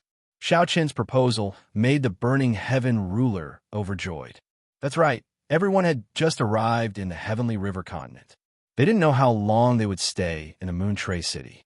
Therefore, it was better to directly buy a house. Moreover, as Xiao Chun said, even if everyone left in the future, this house could still be used as a stronghold for the people of the heavenly Qin continent. In the future, whoever came could stay in this house. It could be said that it was killing many birds with one stone. Good boy, you have a way. We'll do as you say. Without concealing his admiration for Shao Chun, the burning heaven ruler laughed heartily. Then, he pressed his big hand on Shao Chun's head and ravaged it, expressing his affection for Shao Chun. After interacting with the burning heaven ruler for a few days, Shao Chun gradually understood the temperament of the burning heaven ruler. Among the rulers, the burning heaven ruler was perhaps the most forthright person. His temperament was very straightforward, and at the same time, he didn't have any schemes. Although he had lived for so many years, he didn't have any shrewdness. Whether he was happy or unhappy, it was directly expressed on his face. This point was very similar to Huang Fueo. The two were indeed father and son. After ravaging Shao Chun for a while, the burning heaven ruler brought everyone to find a restaurant and had them wait there. As for himself, he brought Shao Chun to buy a house. Seventh update: begging for collection, begging for monthly votes, begging for recommendation. Chapter 346. After settling everyone in the restaurant and waiting, Shao Chun and the Burning Sky ruler went to purchase a mansion. Along the way, Shao Chun learned that if one wanted to buy a mansion in Moon Tray City, they had to go to the City Lord's mansion. All vacant mansions belonged to the City Lord's mansion. After learning about the process of purchasing a mansion, Shao Chun and the Burning Sky ruler walked towards the City Lord's mansion. As the #1 faction in Moon Tray City, the City Lord's mansion was naturally not difficult to find. It was located in the center of Moon Tray City and occupied a large area. Shao Chun, in the future, you and I will call each other uncle and nephew in the Tiana continent, the Burning Sky ruler said as they walked. In the Tiana continent, they naturally couldn't easily reveal their true identities. Who knew what kind of attitude the people of the Tiana continent had towards outsiders from other continents? If the Tiana continent was extremely xenophobic, wouldn't they be asking for trouble? Therefore, the Burning Sky ruler thought that the relationship between them was that of master and servant, and Shao Chun was his nephew. In the future, others would call the Burning Sky ruler Lord and Shao Chun young master. Hearing the Burning Sky ruler's words, Shao Chun nodded. In the Tiana continent, it was indeed necessary to pay attention to concealing their true identities. After all, they weren't from this continent. They rushed all the way to the City Lord's mansion. Just as Shao Chun and the Burning Sky ruler were walking along the street, in the distance, Shao Chun saw a group of guards wearing martial attire surrounding a white-haired old man, punching and kicking him. At the same time, in front of this group of guards, there was a luxuriously dressed young man watching all of this with a sneer. Obviously, the luxuriously dressed young man should be a descendant of some large family in Moon Tray City, and the group of guards were his followers. As for the old man, judging from his clothes, he didn't seem to have any status, and his cultivation was only at the Earth Mirror realm. Facing such a scene, Shao Chun frowned slightly, but he didn't make a move. If they were in the Tianchun continent, Shao Chun would definitely berate them, but now they were in the Tiana continent. First, he didn't know the identity of the young man, and second, Shao Chun didn't want to cause more trouble. Some of them were shocked that more than 10 strong young men were ganging up on an old man with one foot in the grave. Moreover, looking at the strength of these people, it was obvious that they did not hold back at all and were extremely ruthless. As for the old man who was being beaten up by the crowd, his complexion was already pale. His aura was weak, and he was vomiting blood nonstop. It was evident that he was seriously injured. None of the passers-by dared to stop them. They were probably afraid of the young man's identity. Shao Chun silently walked past this group of people like other passers-by.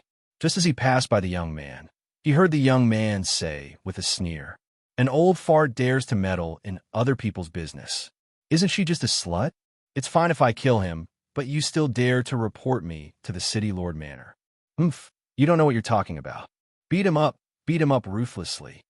As the young man's voice fell, the old man who was being beaten up weakly said, "Wuda, you're not human." My granddaughter is only 12 years old this year, and you're actually so ruthless. She's just a slut in your eyes, but in this old man's eyes, she's my only family. Us grandfather and granddaughter depend on each other for survival in Moontray City. How can you do such a heartless thing? Today, this old man swears that as long as this old man still has a breath left in him, even if I have to report this to the imperial capital, this old man will seek justice. This old man doesn't believe that your Wu family can cover the sky with one hand. You still want to report this to the imperial capital? You old bastard, are you dreaming? Today, whether you can live or not will depend on this young master's mood. Beat him up ruthlessly, and kill this old man. As if he was completely enraged by the old man's words, Wuda's eyes were overflowing with killing intent as he shouted.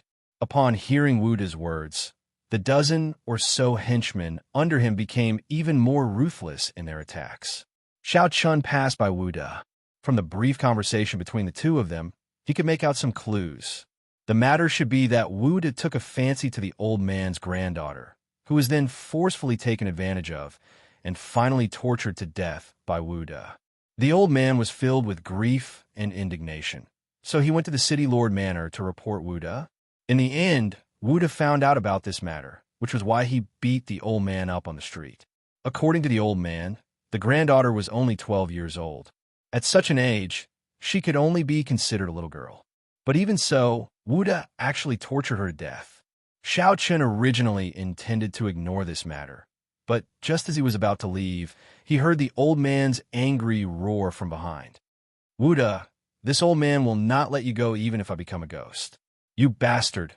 Ah, as if he had used up his last breath, the old man's angry roar fell. It was as if he no longer had any strength left. He weakly lay on the ground, allowing the dozen or so henchmen to ruthlessly beat his body. His body trembled from time to time, and blood continuously flowed out from his mouth. The look in his eyes gradually became lax, but at the corner of the old man's eyes, 2 lines of clear tears silently flowed down. These 2 lines of clear tears seemed to be telling the injustice of the heavens, telling the grief and indignation in the old man's heart. The heavens were ruthless and treated all living things like straw dogs. Why were people divided into 3, 6, and 9 classes the moment they were born? Why did people without status and background have to be bullied and humiliated? Why was it said that the heavens had eyes, but no one had ever seen the heavens really open those eyes? His breathing grew weaker and weaker. Blood continuously flowed and gathered at the corner of the old man's mouth. At the same time, every time the old man breathed, because of the blood in his mouth, there would be a slight popping sound, as if a bubble was being blown. Xiao Chun had already walked past the young man, but at this moment, he stopped in his tracks. Reason kept telling Xiao Chun that he shouldn't get involved in this matter. Now that they hadn't established a firm foothold in the Sky River continent and Moontray City, they shouldn't cause trouble for no reason. But in the face of the old man's angry roar, Xiao Chun couldn't convince himself to ignore it. Looking at the silent Xiao Chun, the burning sky ruler didn't say a word, as if everything was up to Xiao Chun. If Xiao Chun wanted to get involved, he would stand firmly behind Xiao Chun and give him enough confidence. And if Xiao Chun chose to ignore it, he wouldn't say anything. At the same time, the young man behind him had already unsheathed the sword in his hand, walked up to the old man, and said with a sneer, "Old man, open your eyes a little wider in your next life. There are some people you can't afford to offend, and you still want to sue me? Go die, old thing." As he spoke, the young man thrust out his sword. Sword light flashed. Seeing that the old man was about to die under this sword, the surrounding people couldn't bear to watch and averted their gazes. However, at this critical moment, an unexpected scene occurred. A young man in white appeared out of nowhere and instantly appeared in front of the old man. He stretched out 2 fingers of his right hand, and with 2 fingers, he firmly clamped the young man's sword. 8th update, please bookmark, please recommend. Chapter 347. Just as he was about to kill the old man with a single strike, a white-clothed young man appeared in front of him at the last moment. Moreover, the white-clothed young man merely used 2 fingers to block his sword. Wuda looked at the young man in white in surprise. He had never seen this person before, but he seemed to be around the same age as him. He was handsome, with sharp eyebrows and bright eyes. At the same time, the aura that the young man in white exuded made Wuda's heart palpitate. Wuda had only felt this kind of aura from the princes in the imperial capital. This was the aura that could only be born when one was in a high position and was respected by tens of thousands of people. It was not something that a disciple of a big family like him could compare with. The young man in white was Xiao Chun. At the last moment, Xiao Chun could not hold back and chose to attack. There was no other way. He could not watch the old man die in front of him. Compared to Wuda's surprise, Xiao Chun was very calm. He flicked his finger and knocked away Wuda's sword. Then, he said indifferently, "He is already a dying man. Moreover, you killed his granddaughter. Let's end this matter here." Xiao Chun did not make things difficult for Wuda. He did not want to cause trouble. However, after hearing Xiao Chun's words, Wuda did not retreat. Instead, he frowned and asked, "Who are you?" He was a little intimidated by Xiao Chun's aura. Therefore, Wuda did not act rashly. He was afraid that Xiao Chun was a person with a big background. If it were not for this, Wuda would have already exploded. Hearing Wuda's words, Xiao Chun knew what he was thinking. His tone was still indifferent as he said, "Who I am is not important. Let's end this matter here. You have already beaten him to such a state.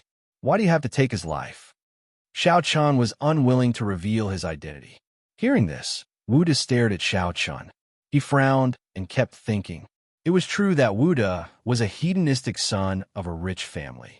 However, he was not a fool. Xiao Chun's aura reminded him of the big shots he had seen in the imperial capital.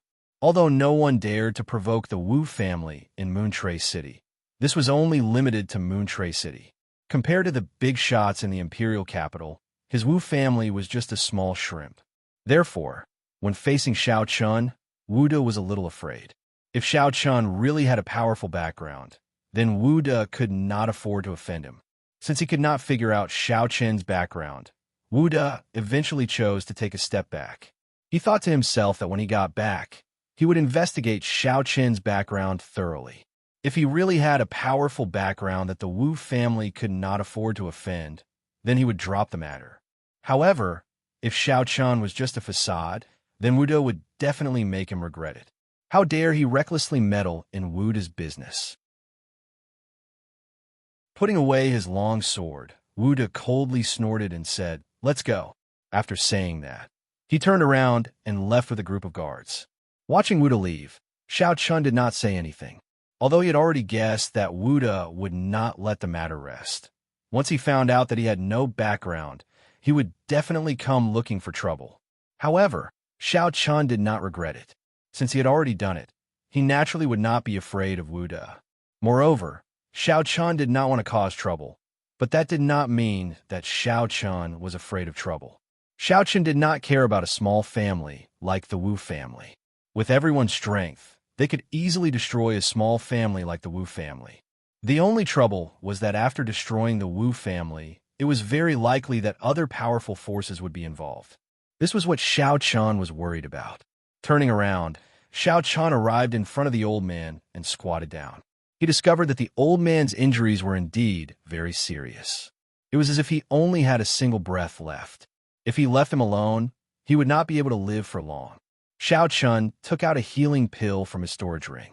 This healing pill was a heaven-grade pill with golden veins. It was refined by the Pill Cloud ruler for Xiao Chun. In Moontrace City, it could be considered a divine pill. Without the slightest reluctance, Xiao Chun directly fed the pill to the old man.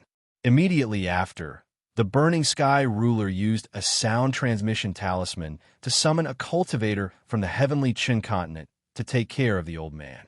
After that, the two of them returned to the city lord's mansion. Wuda's matter was only a small interlude. On the way to the city lord's mansion, the Burning Sky ruler smiled and asked, "Do you regret saving that old man just now?" It could be seen that Xiao Chun had gone through a very intense mental struggle before taking action. Facing the unfamiliar heavenly river continent, he had to be much more cautious than when he was on the heavenly Chun continent. Hearing the Burning Sky ruler's question, Xiao truthfully replied, "Before I took action, I actually thought a lot about it, but after I took action, I didn't think so much. In any case, I couldn't just stand by and watch that old man be beaten to death. It's just that I feel a little sorry for causing trouble for everyone." Hearing Xiao answer, the Burning Sky ruler smiled and said, "After coming to the Heavenly River continent, we have indeed become a lot more cautious. Of course, this is also necessary, but there's a limit to everything. As the saying goes, going too far is as bad as not going far enough. If because of excessive caution we go against our original intentions and become afraid, then the gains don't make up for the losses. Remember, we came to the Heavenly River continent to grow, to save the Heavenly Chun continent, not to take refuge." Caution is right, but we can't become cowards because of caution. Regarding Xiao action, the Burning Sky ruler not only didn't blame him, but was also very gratified. This was because Xiao didn't become a coward because of excessive caution. If Xiao hadn't taken action just now, then the Burning Sky ruler would have been really disappointed. Because in that case, what was the purpose of everyone coming to the Heavenly River continent? Was it just to escape? Many thanks for Uncle Tion's teachings. Hearing the Burning Sky ruler's words, Xiao smiled and nodded. That's right, the Burning Sky ruler's words made him suddenly feel enlightened. Yes, what was the purpose of everyone coming to the Heavenly River continent? It was to grow, not to hide. Caution didn't mean fear. Since some things had already happened, even if they got into trouble, so what? As the saying goes, if it's a blessing, it's not a curse. If it's a curse, it can't be avoided. At worst, it's just a battle.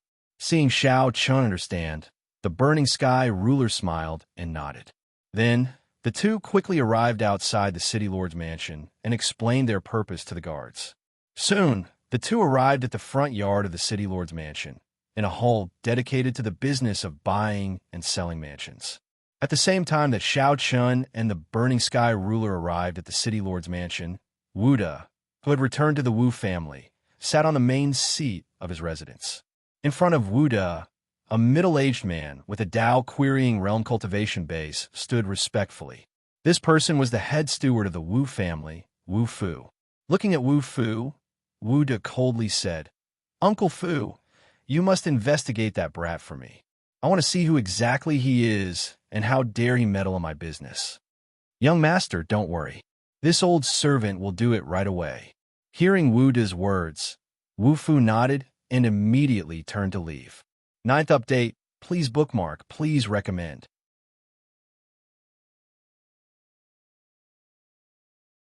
Chapter 348. Sure enough, Wuda had begun to investigate Xiao. However, Xiao had already guessed this. At this time, Xiao was in the City Lord Manor, buying a mansion with the Burning Skies ruler. The City Lord Manor had specially divided a hall for managing the buying and selling of mansions in the city. From ordinary civilian residences to huge, luxurious courtyards, there was everything one could think of. When Xiao and the Burning Skies ruler entered the hall, a fat man with celestial cultivation took the initiative to greet them. With a face full of smiles, he said to the Burning Skies ruler, "Are you two planning to buy a mansion or sell it?" "We're planning to buy a mansion in Moontrace City," the Burning Skies ruler indifferently replied upon hearing Fatty's words. "Then, what kind of mansion are you two planning to buy?" "The key is to be big. Price is not a problem. Price is not a problem." Hearing the Burning Skies ruler's words, the fat man's attitude immediately became more enthusiastic. Not only did he invite Xiao and the Burning Skies ruler to a private room, he even had a maid prepare tea for them. Sitting across from Xiao and the Burning Skies ruler, Fatty took out more than a dozen plans of various mansions from his storage ring. These mansions were currently vacant in Moontrace City, and all of them were luxurious mansions. Please take a look.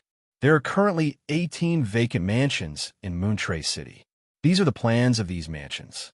Spreading out the 18 plans on the table, Fatty enthusiastically introduced them. In fact, the Burning Skies ruler didn't have many requirements for mansions. There was only one, and that was to be big enough to accommodate many people. After all, this place might become a stronghold of the heavenly Qin continent in the future. If it was too small, it would definitely not be big enough to accommodate many people in the future. There were a total of 18 apartments of various sizes. The smaller ones only had one courtyard, while the larger ones had a total of 18 courtyards. Among them, there was a front courtyard, a back courtyard, a main courtyard, and 15 side courtyards. They occupied a huge area, enough for thousands of people to live in. Skimming over the 18 plans, the Burning Skies ruler looked at Xiao Chun and asked, "Chun'er, which one do you like?" "Uncle Sky, how about this one? It's big enough." Hearing Burning Sky ruler's words, Xiao Chun immediately pointed at the floor plan of the largest mansion. Seeing that Xiao Chun had actually chosen the largest mansion, the fatty was even more overjoyed. This mansion was originally the property of a wealthy family. However, because they had offended some people, they had no choice but to leave Moon Tray City with their entire family. Thus, this mansion had been left empty. It had been vacant for 5 to 6 years. Due to the high price, it had never been sold. Now that Xiao Chun had chosen this set, before the Burning Heaven ruler could speak, Fatty enthusiastically said, "Young master really has a good eye.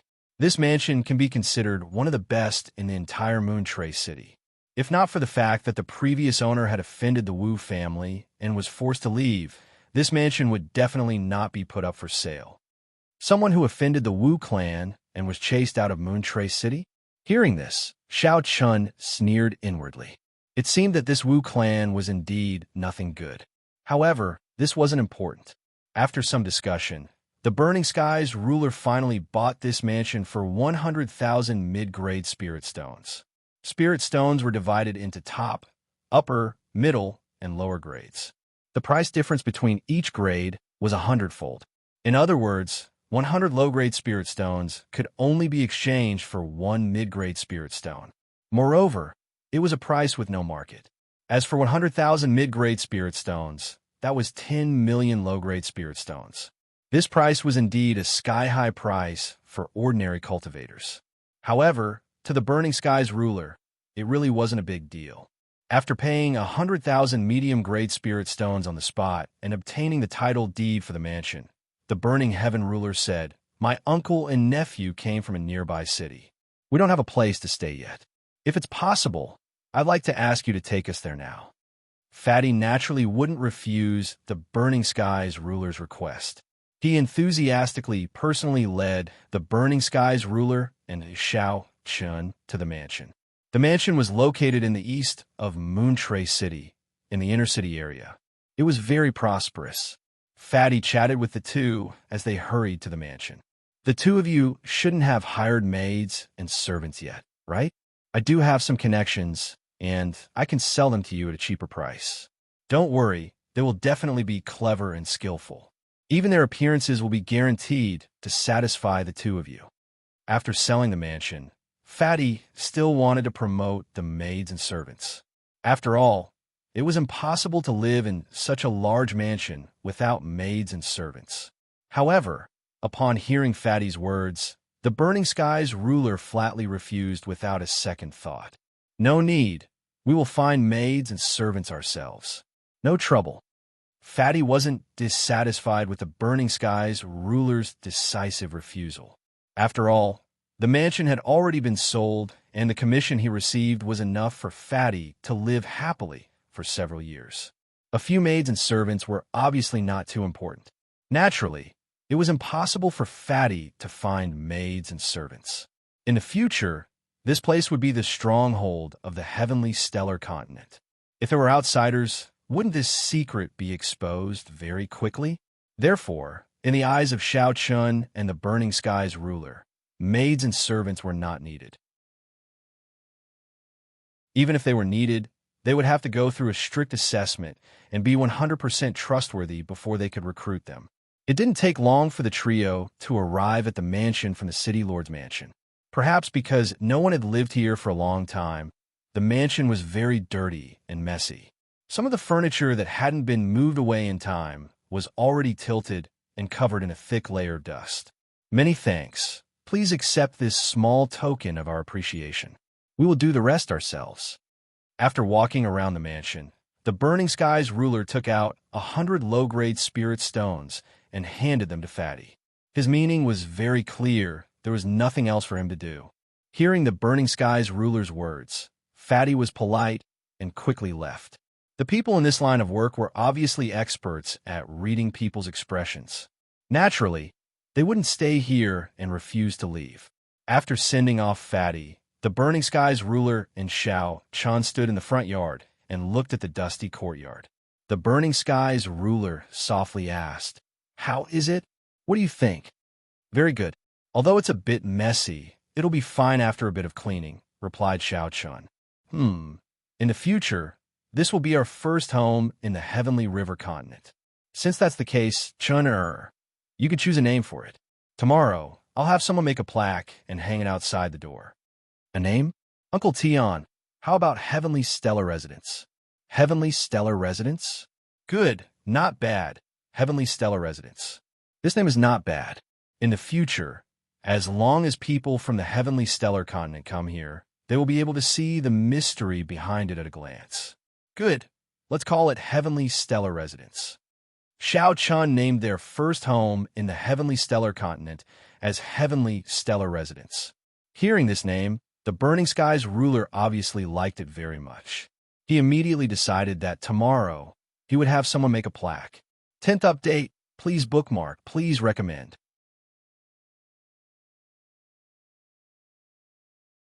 Chapter 349. With a place to stay, the crowd that had been waiting in the restaurant quickly rushed to the Heavenly Stellar Residence. Along with them was the elder that Xiao Chun had saved. Although Xiao Chun had already fed him a heaven-grade healing elixir, he was still unconscious and seriously injured. Therefore, Xiao Chun naturally could not leave him alone. He could only let him stay in Wu Chen's residence for the time being and let him leave after he recovered. Without maids and servants, everyone could only clean up by themselves. Even Xiao Chun and the Burning Sky ruler personally wiped the dust in the room. Dozens of people worked together.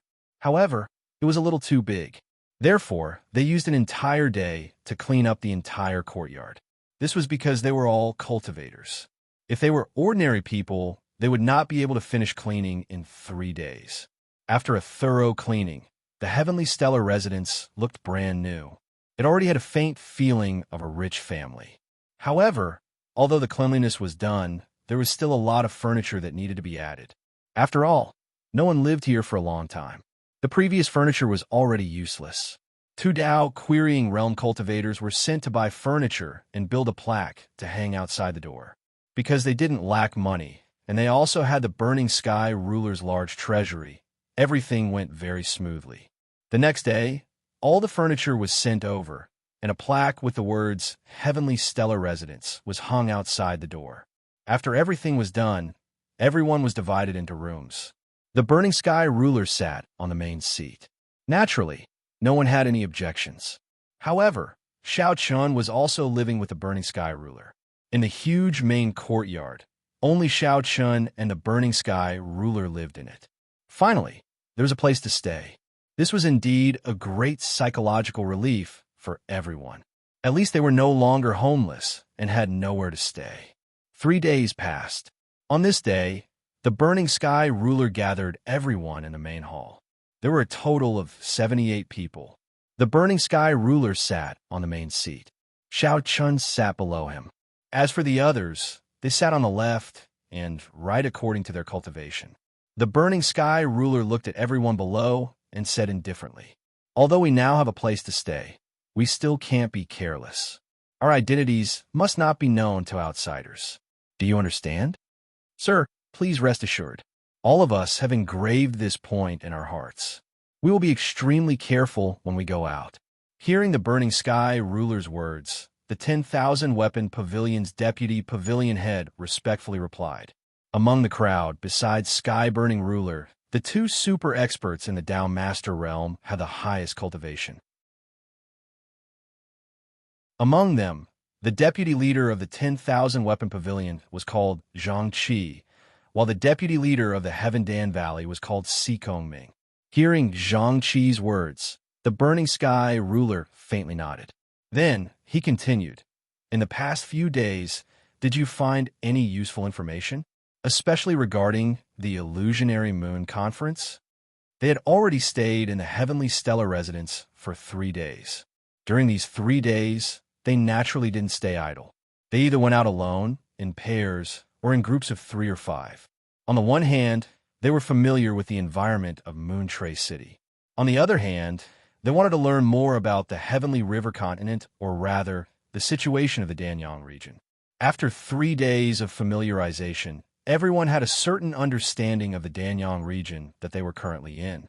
There were 3 kingdoms and 2 sects in the entire Danyang region. The 3 kingdoms were the 3 great empires, and the 2 sects were the 2 great sections. These 5 great forces divided the entire Danyang region, and Moontrace City, where everyone was now, was within the Moonless Empire, one of the 3 great empires. According to the current situation, there were no saints in the 5 great forces of the Danyang region. However, although there were no saints, there were Tao emperors. For example, in the Moonless Empire, it was said that there were Tao emperors in the imperial family. Moreover, the number was unknown. After all, Moontrace City was only a small city in the Moonless Empire. It was naturally impossible to know much about the imperial family. After hearing about the overall situation of Danyang County, Sky-Burning Ruler couldn't help but sigh softly. The strength of the Heavenly River continent is indeed far greater than that of the Heavenly Stellar continent. Amir County actually has 5 great forces, and all of them have Tao emperors. They didn't mean to look down on Danyang County. After all, it was only a county in the Heavenly River continent. However, just this county alone wasn't smaller than the Heavenly Stellar continent.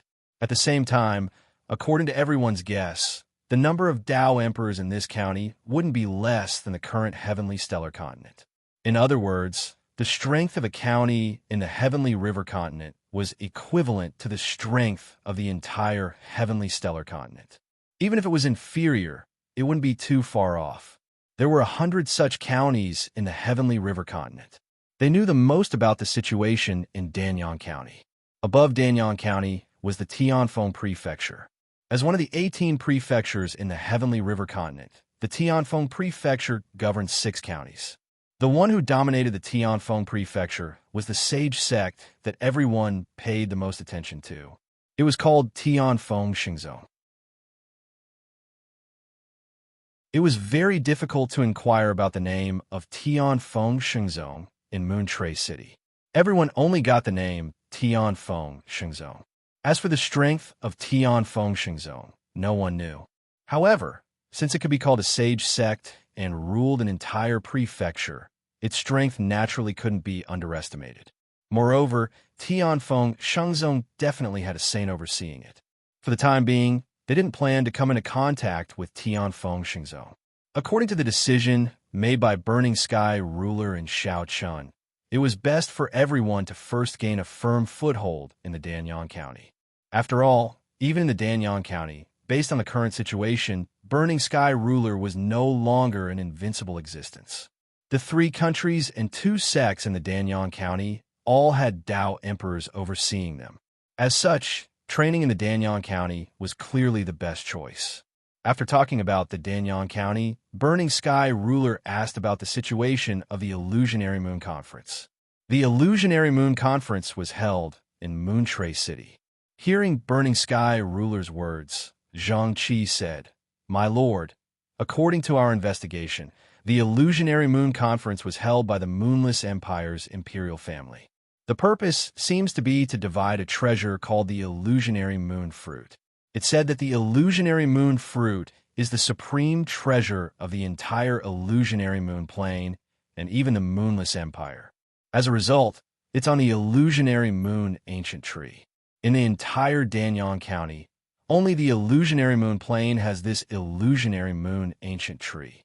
The Illusionary Moon Plane is also the reason why the Illusionary Moon Plane got its name." Zhang Qi truthfully reported the information to Burning Sky ruler. However, when she said that, Zhang Qi paused for a moment, then continued with a bit of embarrassment. "However, we still don't know what effect this illusionary moon fruit has. However, it shouldn't be an ordinary item since the Moonless Empire's imperial family values it so much. They only heard about the illusionary moon conference, but didn't know what the illusionary moon fruit was. Hearing Zhang Qi's words, Burning Sky ruler said indifferently, "Do your best to investigate this illusionary moon fruit.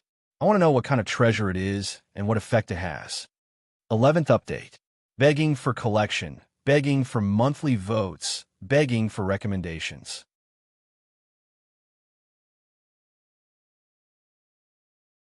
Chapter 350.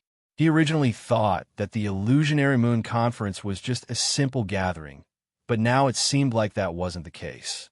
Not only was the Illusionary Moon Conference organized by the Moonless Empire's royal family, but also seemed like the royal family attached great importance to it. The Burning Sky ruler was interested in the Illusionary Moon Conference and the Illusionary Moon Fruit, especially the Illusionary Moon Fruit. What kind of treasure was it that the Moonless Empire's royal family attached so much importance to it? Zhang Qi respectfully replied upon hearing the Burning Heaven ruler's words. In the next few days, Zhang Qi was fully responsible for investigating the Illusionary Moon Conference. As for Xiao Chun, he didn't go out. For the next few days, Xiao Chun had been learning about Tao from the Burning Sky ruler. He was already at the peak of the Sky realm, and was only a step away from breaking through to the Tao querying realm. However, it wasn't that simple to break through to the Tao querying realm. First, Xiao Chun needed to understand what Tao was. Therefore, for the next few days, Xiao Chun had been tirelessly seeking guidance from the Burning Sky ruler about Tao. Facing Xiao Chun's questions, the Burning Sky ruler didn't feel annoyed at all. He explained in detail to Xiao Chun. He had already started preparing to break through to the Tao querying realm. As usual, in the main courtyard, the Burning Sky ruler was explaining martial Tao knowledge to Xiao Chun. Martial Tao is actually a kind of cultivation. A more common explanation for Tao is that it refers to all things in the world, the Burning Sky ruler explained slowly. At this moment, Zhang Qi walked in and strode to the Burning Sky ruler. She bowed respectfully and said, "My lord, the matter of the illusionary moon fruit has been investigated." Hearing Zhang Qi's words, the Burning Sky ruler was surprised. Then he looked at Zhang Qi and said, "Oh, then tell me what kind of treasure it is." "My lord, this illusionary moon fruit actually only has one effect. However, this is the first time I've heard of such an effect. It can expand the Dantian." When Zhang Qi first learned about the effect of the illusionary moon fruit, she was bewildered. There was a treasure in this world that could expand the Dantian. It was simply too magical. He had never heard of such a thing in the heavenly Chun continent. Hearing Zhang Qi's words, the Burning Heaven ruler's eyes lit up. Don't think that expanding the Dantian was useless. On the contrary, the illusory moon fruit's ability to expand the Dantian was absolutely sufficient to attract any cultivator. Even a Tao Emperor realm expert, like the Burning Heaven ruler, might not be able to resist such temptation. Expanding one's Dantian, to put it bluntly, was to increase the amount of spiritual power stored in one's Dantian. Think about it. If two martial artists of the same cultivation level could have a larger amount of spiritual power stored in their Dantian, what would the result be? He was going to exhaust his opponent to death. He never thought that there would be such a treasure in this world.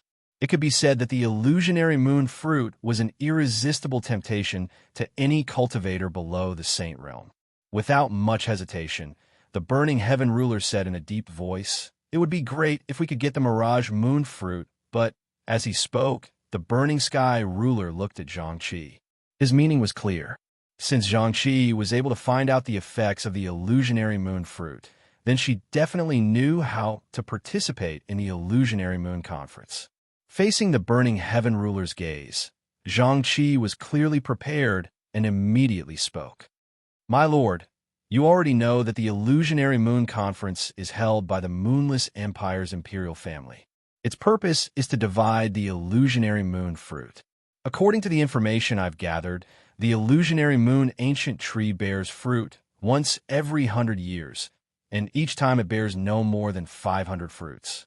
Among them, 40% is handed over to the Tianfeng Shengzong, 20% is taken by the imperial family, 10% is taken by the 4 marquises, and another 10% is taken by the 8 marquises, so 80% is taken.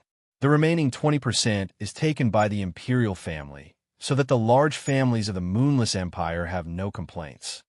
According to the rules of the Illusionary Moon Conference, the large families of the Moonless Empire can only send cultivators below the Heaven Realm to participate in the tournament. The maximum number of people cannot exceed 3. Every time they win a match, they can obtain 1 Illusionary Moon fruit. In other words, as long as they have the strength, they can continue to fight until the last 20% is divided. Then, the Illusionary Moon Conference will end. As for how to participate in the Illusionary Moon Conference, you need an invitation letter. However, it's not difficult to obtain an invitation letter. I've already found out that the City Lord Mansion of the Illusionary Moon City has an invitation letter.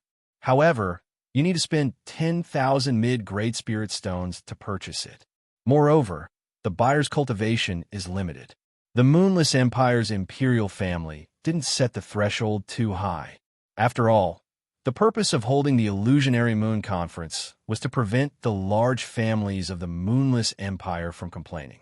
That way, as long as you were a large family of the Moonless Empire and proved you had the strength, you could participate in the Illusionary Moon Conference. Because of that, the invitations to the Illusionary Moon Conference were either given away or purchased. 10,000 mid-Great Spirit Stones were used to prove your faction's wealth. After all, a faction that could use 10,000 mid-Great Spirit Stones to buy an invitation letter obviously couldn't be too poor. Otherwise, who would use 10,000 mid-Great Spirit Stones to do something they weren't confident in? Having an invitation letter didn't mean you would definitely obtain the Illusionary Moon fruit. Therefore, 10,000 mid-Great Spirit Stones were used to prove your wealth. At the very least, you needed to be a Dao King to purchase it. This was to prove your strength. If a faction didn't even have a Dao King, then they naturally wouldn't know that the imperial family valued them. As such, there was no need for them to participate in the Illusionary Moon Conference.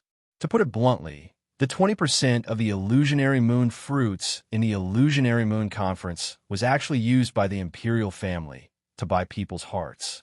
Therefore, the imperial family didn't care who obtained the Illusionary Moon fruits in the end. After all, what belonged to them was already in their pockets. After hearing Zhang Qi's words, the Burning Sky ruler immediately laughed loudly. His laughter was comfortable, as if he had already obtained the 20% of the Illusionary Moon fruits. As he laughed, the Burning Sky ruler looked at Xiao Chun and softly muttered to himself, "You can only send cultivators below the Heaven Realm to participate. Moreover, you can't send more than 3 people. You can obtain 1 Illusionary Moon fruit every time you win. As long as you have the strength, you can continue to fight until you obtain the 20% of the Illusionary Moon fruits. Is that right?" That's right. Zhang Qi also understood the Burning Sky ruler's words and similarly replied with a smile, "That's right." Seeing the two of them singing the same tune, Xiao Chun could only helplessly smile bitterly. He had already guessed the Burning Sky ruler's decision. As expected, just as Zhang Qi finished speaking, the Burning Sky ruler made his decision. "All right, let a Dao King Realm cultivator go and purchase the invitation letter. We will only send 1 person. I don't believe anyone below the Dao Querying Realm can win against our King Bewitching Sword. Haha, I will definitely obtain the 20% of the Illusionary Moon fruits." 12th update. Begging for collection, begging for monthly votes, begging for recommendations.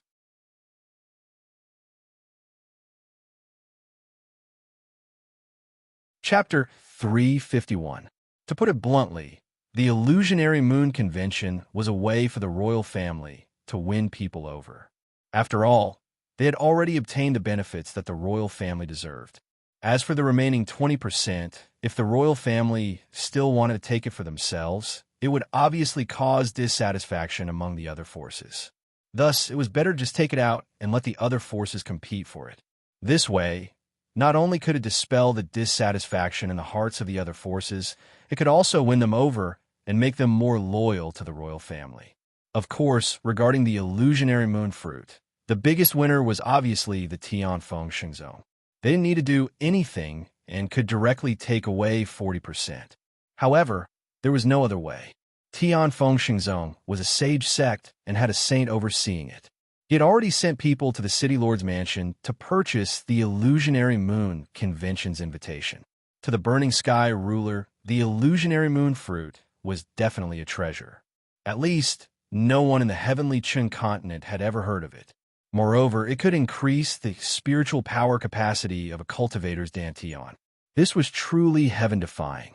Although it couldn't directly allow everyone to break through, it could increase everyone's battle strength. He was full of confidence and could only send out sky realm cultivators. As such, who in the moonless empire could be Shao Chen's opponent? He only planned to send out Shao Chun. Just as the burning sky ruler sent people to purchase the invitation, on the other side, in the Wu family's mansion, Wu Da's residence, Wu Fu, who had been busy investigating Shao Chen's identity, was currently respectfully reporting the situation to Wu Da. Originally, there should have been a result long ago, but Wu Fu had always been cautious, so he repeatedly investigated Shao Chen's identity. After confirming that there was no mistake, he came to report to Wu Da.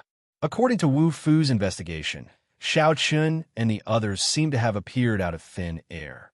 He couldn't find out their identities at all. He only knew that before entering the Moon Tray City, they had killed a group of bandits on the illusionary moon plane. As for what happened before that, Wu Fu knew nothing. This was natural. Shao Chun and the others weren't people of the Heavenly River continent. It would be strange if Wu Fu could find out. It was indeed too strange. It was as if a group of people had appeared out of thin air. Hearing Wu Fu's words, Wu Da's complexion sank as he said, "How is this possible? How can dozens of people not be able to find any clues? Could it be that they all popped out from the cracks in the rocks?" "Young master, this old servant also feels that this matter is strange. However, this old servant has already used all of the Wu family's channels to investigate. In the end, we still came up empty-handed." Hearing Wu Da's words, Wu Fu said in a rather helpless manner. He had already exhausted all his resources to investigate, but he still couldn't find any clues. Hearing this, Wu Da didn't say anything else. He already knew that Shao Chun and the others had bought a mansion in Moon Tray City and were now living in Moon Tray City. After exhorting for a long time, Wu Da said in a low voice, "Uncle Fu, in your opinion, why can't we find out their identities?"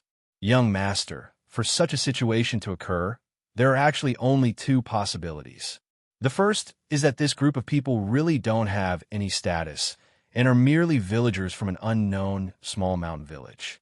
Hearing Wu Da's words, Wu Fu opened his mouth to reply. "What about the second one?" Wu Da asked. "The second one is that their status has already exceeded the level that the Wu family can come into contact with.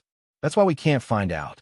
And this level of status has probably already surpassed the Moonless Empire and reached straight to Glory Sect," Wu Fu said. When he mentioned the two words Glory Sect, Wu Fu's face turned slightly serious. Any faction that dared to have the word glory in their name was definitely in existence that couldn't be trifled with. They were definitely the overlords of a region. Wu Da spoke the thoughts in his heart.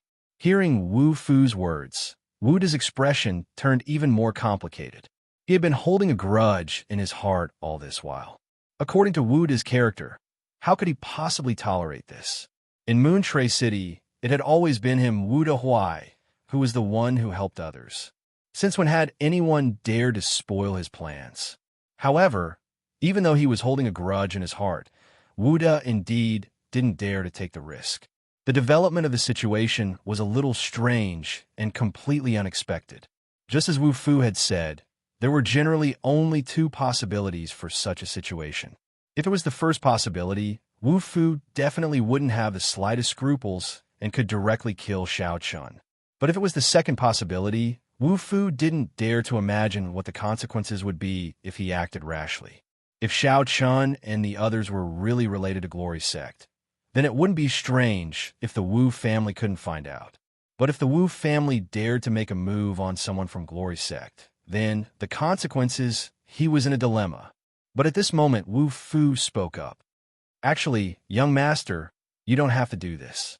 I've received news that they have already gone to the City Lord's residence to purchase an invitation letter for the Fantasy Moon competition. This time, the Fantasy Moon competition is hosted by His Royal Highness, the Third Prince. With Mrs. Position in the Third Prince's heart, wouldn't it be an easy task to deal with this kid in the Fantasy Moon competition? Moreover, even if these people really have a great background, it has nothing to do with our Wu family. The royal family will naturally take care of it. Wu Fu had already received news that Xiao Chun and the others were preparing to participate in the Fantasy Moon competition and had already purchased an invitation letter from the City Lord's residence. Therefore, he proposed to make a move on the Fantasy Moon competition, and it was the Third Prince who would do it. In fact, the reason why the Wu clan was able to develop into a large clan, second only to the City Lord's mansion in Moon Tray City, was entirely due to Wu Da's elder sister. This girl was born with natural beauty and was accepted into the imperial capital's Royal Academy at the mere age of 12. Thereafter, she got to know the current emperor's third prince in the Royal Academy, and eventually became the Third Prince's woman. Relying on the Third Prince's power and influence, Wu Da's elder sister's status naturally rose along with the tide. With one person ascending to the Tao, even her fowls and dogs ascending to the heavens, the Wu family naturally grew rapidly. The person in charge of hosting the Fantasy Moon competition this time was the Third Prince. Hearing Wu Fu's words, Wu Da immediately rejoiced in his heart. He excitedly stood up and sneered, Good idea. Uncle Fu, people always say that the older the ginger, the spicier it is. Indeed, it is so. I'll go look for my sister right now. Originally, he was still guessing the identity of Xiao Chun and the others. However, there was no need for that now. Uncle Fu's idea could be said to be extremely perfect. After speaking, without waiting for Wu Fu to reply, Wu Da immediately rushed out of the room with large strides and headed straight for his sister's residence. On the way, Wu Da constantly sneered in his heart. Truly reckless. After offending me, you actually want to participate in the Fantasy Moon competition. Good, very good. This time, I will definitely make you die in the Fantasy Moon competition. After all, the Fantasy Moon competition doesn't say that killing is prohibited. He thought that he was infallible and thought that he could kill Xiao Chun. Little did he know that Wu Da's action was personally pushing the Wu family into an abyss of eternal damnation. 13th update. Begging for collection, begging for monthly votes, begging for recommendation.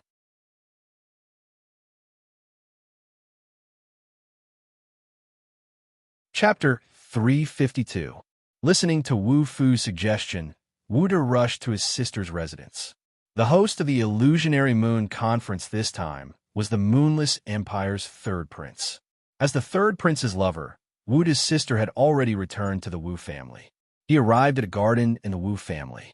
This was the residence of Wu Da's sister. Running into the courtyard, he saw a young girl wearing a long skirt sitting in the garden. Taking large strides forward, Wu Da smiled and called out, Sister, what's the matter? Why are you in such a hurry? You don't even know the rules. Wu Da's sister was called Wu Yun. Seeing Wu Da rush in, Wu Yun unhappily said. Being scolded by Wu Yun, Wu Da awkwardly scratched the back of his head. Seeing that, Wu Yun helplessly bitterly smiled. As siblings, Wu Yun naturally doted on her brother. When Wu Da was only 2 years old, their mother had already passed away. As the head of the Wu family, their father had many matters to attend to. Naturally, he didn't have much time to take care of the siblings. So, since young, Wu Da could be said to have been brought up by Wu Yun. To Wu Da, Wu Yun was both his sister and his mother. Look at how old you're already. Why are you still so careless? Sit down. Wu Da sat down after scolding Wu Da. Hearing that, Wu Da obediently sat beside Wu Yun and said to Wu Yun with a fawning smile, Sister, I was bullied. This time you have to help me. He told Wu Yun about Xiao Chun. Of course, the entire process was made up by Wu Da. He He said that Xiao Chun forcefully took advantage of a girl. Wuda couldn't stand it and went up to stop him. However, Hu knew that he wasn't a match for Xiao Chun. In the end, he was beaten up by Xiao Chun. Hearing Wuda's words, Wu Yun lightly drank a mouthful of tea. Wu Yun loved to drink flower tea. Moreover, these flower teas were all planted by her. The taste was pretty good. Putting down the teacup, Wu Yun indifferently said, "You want me to kill him during the Illusionary Moon Conference?" Without needing Wu De to say it, Wu Yun had already guessed that Wu De wanted to kill someone. Hearing that, Wu Yun repeatedly nodded. Seeing that, Wu Yun said, "I can promise you that, but you have to promise me something." "Elder sister, what are you talking about? Let alone one condition, even if there were 100, as your younger brother, I would definitely agree." Wuda laughed. "Oh, then if I ask you to pluck the moon from the sky and give it to me, will you also agree?" Hearing that, Wu Yun said in a displeased manner, "Isn't that simple? Elder sister, just wait for me. Tonight, I will pluck the moon from the sky for you." Knowing that Wu Yun was joking with him, Wuda also boasted. Helplessly, he rolled his eyes at Wuda. This fellow really knew how to brag without even thinking about a draft. "All right, you don't have to go and pick the moon. You just have to promise me that this time, you have to follow me to the imperial capital and enter the imperial school to cultivate. Look at you, you're almost 30 years old, but you're only at the Earth-Clear Mirror Realm. In the future, when father gets old, how can I be at ease handing the Wu clan head position over to you?" Wu Yun's condition was very simple. However, hearing these words, Wuda was put in a difficult position. He originally didn't like to cultivate, and even more so, he couldn't endure hardships. If he were to go to the imperial school, wouldn't he be exhausted to death? Although he was depressed in his heart, looking at Wu Yun's appearance, if he didn't agree, Wu Yun obviously wouldn't help him. Thinking about how he had to kill Xiao Chun, Wuda finally clenched his teeth and nodded heavily. "All right, I promise, elder sister." Seeing Wuda nod his head, Wu Yun opened her mouth and said, "This is what you said. This time, even if I have to tie you up, I will bring you to the imperial capital." After successfully persuading Wu Yun to agree to his request, Wuda left in satisfaction after half an hour. "With elder sister's help, brat, this young master will definitely kill you in one go." While walking, Wuda secretly thought to himself. Xiao Qin still didn't know about Wuda's actions. To him, Wuda was a completely insignificant person.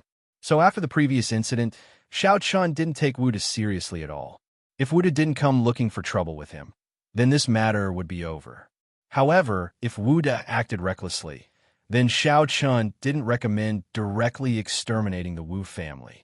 In any case, Xiao Chun had dozens of experts from the Heavenly Chun continent gathered around him. Not to mention, there was also a Dao Emperor Realm expert. Wouldn't it be easy for them to exterminate a small Wu family? He only hoped that Wuda would know when to advance and when to retreat. After all, there wasn't any deep hatred between them. But now, it seemed that Wuda was clearly courting death. In the Heavenly Qin residence, the burning heaven ruler was still explaining the knowledge of the Dao to Xiao Chun. However, the time was shortened. Most of the time, Xiao Chun was still preparing for the Illusionary Moon Conference. Although Xiao Chun wasn't afraid of any cultivator of the same realm, this was his first time fighting with a cultivator from the Heavenly River continent. He still couldn't let his guard down. While preparing for the Illusionary Moon Conference, when he went to the City Lord's mansion to buy the invitation, he was informed that the Illusionary Moon Conference would be held in half a month. As such, the Burning Heaven Ruler and the others bided their time. Days passed. As the date of the Illusionary Moon Conference approached, Moon Trace City became more and more lively. All the major forces of the Moonless Empire gathered in Moon Trace City. For a time, Moon Trace City could be said to be filled with experts. Dao-seeking realm and Dao confirmation realm cultivators could be seen everywhere. There were also many Dao transformation realm cultivators. Even Dao King realm experts would appear from time to time. Almost all the powerful forces of the Moonless Empire gathered in Moon Trace City. The Burning Heaven Ruler and the others naturally received news of the gathering of these local forces. Moreover, after this period of familiarity, everyone had a more intuitive understanding of the division of forces in the Moonless Empire. In the simplest terms, the forces of the Moonless Empire were divided into 4 levels. The first level, needless to say, was naturally the imperial family. There were Tao emperors in charge. Below the imperial family was the second level, which was the 4 great princes of the Moonless Empire and the 8 great marquises. They all had Tao sovereign realm experts in charge.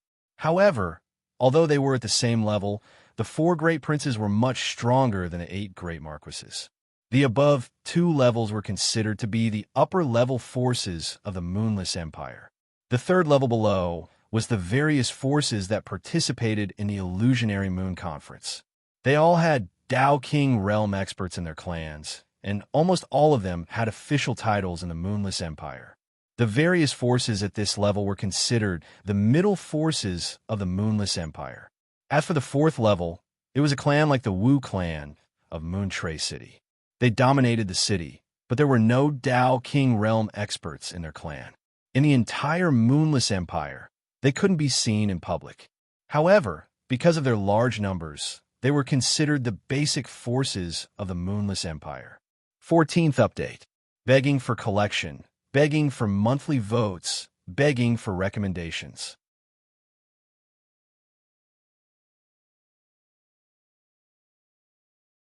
Chapter 353. After having a preliminary understanding of the division of forces in the Moonless Empire, the Heavenly Stellar Residence's opponents in the Illusionary Moon Conference were naturally the forces in the 3rd tier. After all, the Imperial family, the 4 princes, and the 8 marquises had already obtained their own Illusionary Moon fruits, so they naturally wouldn't participate in the Illusionary Moon Conference. The Imperial family and the other upper-tier forces wouldn't participate, and the forces in the 4th tier weren't qualified. Therefore, the Illusionary Moon Conference would be held in the 3rd tier forces. The Burning Sky ruler was determined to obtain the Illusionary Moon fruit.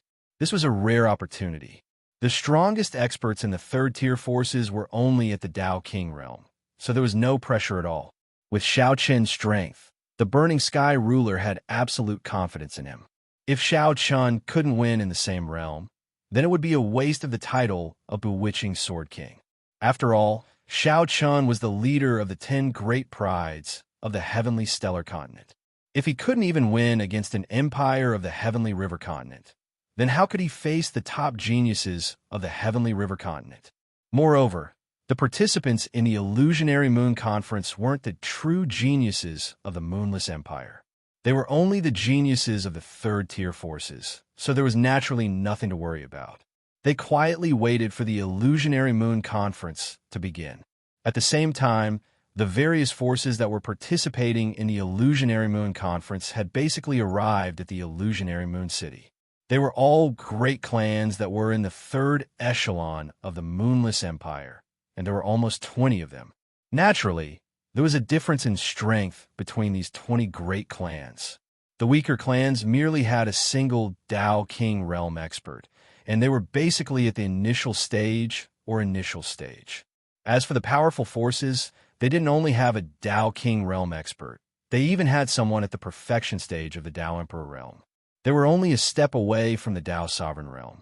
Such forces were clearly at the peak of the 3rd tier, and they had the chance to advance at any time and charge into the ranks of the 4 princes and 8 marquises. There were a total of 4 forces in the 3rd tier, and they all came from the imperial capital. They were the left minister's Jiang family, the right minister's Shan family, the left general's Han family, and the right general's Yang family. Not only were these 4 families the most powerful in the 3rd echelon, but their official positions in the empire were also second only to the 48 marquises. The head of the Jiang family was now the left prime minister, the head of the Shun family was the right prime minister, the head of the Han family was the left general, and the head of the Yang family was the right general. The patriarchs of the 4 clans were proficient in both the pen and the sword. They could be considered the overlords of the military and the imperial court. Apart from the imperial family and the 48 marquises, the four clans were the most powerful. Without a doubt, in this illusionary moon conference, these four great clans were the heavenly stellar residence's greatest enemies. The Heaven Realm martial artists they sent out were clearly Shao Chen's greatest enemies. Apart from these four great families, the rest of the third echelon families were hardly worth mentioning.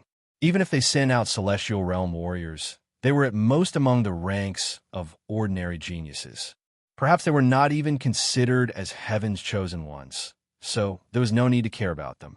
He had already secretly figured out the general situation of the four great families. According to Shao Chen's guess, these four families should send out young Heaven's chosen ones, but each family would send at most one person. After all, even in the Heavenly River continent, Heaven's chosen ones were not rotten cabbages. It was impossible to casually grab a bunch of them. While Shao Chan was guessing the overall strength of the four great families in the City Lord's mansion, the people of the four great families were gathered together. After the four great families arrived at Moontrace City, they did not look for a place to stay outside. Instead, they directly stayed in the City Lord's mansion. Regarding this, the City Lord of Moontrace City naturally did not dare to show the slightest dissatisfaction. The power of these four great families was far from what a small city lord like him could offend. They all came from the imperial capital and were officials of the same court. So the people of the four great families were clearly more familiar with each other. They would exchange a few pleasantries with each other. Of course, this was only on the surface. Behind the scenes, the battle between the four great families was ruthless. It was extremely dangerous and did not leave any leeway. At this moment, they were sitting in the garden of the City Lord's mansion. The people leading the four great families this time were not their patriarchs, but other Tao King realm experts. As mentioned before, the Jiang, Shun, Han, and Yang families did not only have one Tao King realm expert. According to the rumors, the four great families had around 4 Tao King realm experts. Of course, this was definitely false. After all, no family would reveal their full strength. The four great families definitely had experts hidden in the dark. The four leaders of the four great families were 4 Tao King realm experts. 2 of them were middle-aged men, 1 was an old man, and the last was a beautiful woman. The 4 of them sat together, and the old man spoke first. This time, it seems that my Shun family is going to be at the bottom. The younger generation is useless. The old man was a Tao King realm expert of the Right Minister's Shun family, although he said that there was not a trace of disappointment in his eyes. Obviously, he was just being polite. When she heard the old man, the beautiful woman at the side smiled and said, "Elder Shun, you must be joking. Who doesn't know that your Shun family's Shun Qianfeng has already broken through to the perfection of the Heaven Realm? Moreover, he has already entered the inner court of the Royal Academy. He's known as the strongest genius of the Shun family. With him here, I'm afraid we can only be at the bottom." The beautiful woman was a Tao King realm expert of the Left Minister's Jiang family. When he heard this, the old man smiled and did not say anything else. Just as Shao Chen had guessed, the Jiang, Shun, Han, and Yang families all had geniuses, and they would be participating in the Illusory Moon gathering this time. Although the gathering had yet to begin, from the looks of it, the 4 great families had clearly finished dividing the 20% of the Illusory Moon fruits. It was indeed so. In the past Illusory Moon gatherings, the biggest winners were basically the Jiang, Shun, Han, and Yang families. The other great families did not have the ability to compete with them at all. They could only watch as the 4 families ate the meat and left some soup for everyone else. They felt rather helpless. Especially in the recent 5 or 6 years, a genius had been born from each of the 4 great families. As a result, the 4 great families were on the verge of becoming the 4 kings and 8 marquises. At that time, the 48 marquises would probably become the 4 kings and 12 marquises. The geniuses of the 4 great families were the Shun family's Shun Qianfeng, the Jiang family's Jiang Zhuiying, the Han family's Han Ping, and the Yang family's Yang Fu. The 4 of them were the younger generation of the Jiang, Shun, Han, and Yang families. At such a young age, they had already broken through to the consummate level of the Heaven tier and had been promoted to the inner court of the Royal Academy. Even if they were compared to the top geniuses of the 8 great marquises, they were not inferior at all. It was precisely because of this that the world believed that the Jiang, Shun, Han, and Yang families had the qualifications to become marquises. In the Moonless Empire, once one became a marquis, it would be hereditary. A marquis could at least ensure the family's prosperity for several hundred years. However, marquises were rare. Currently, the Moonless Empire only had 8 marquises, so it could be seen how difficult it was to become a marquis. 15th update. Begging to collect, begging for monthly votes, begging for recommendations.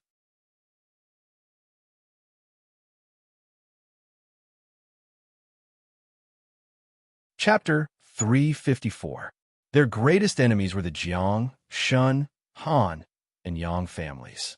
As time passed day by day, it was as if in the blink of an eye, half a month had already passed.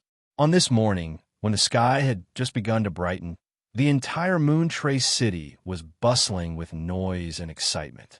This was because today was the day that the Illusionary Moon Assembly would begin.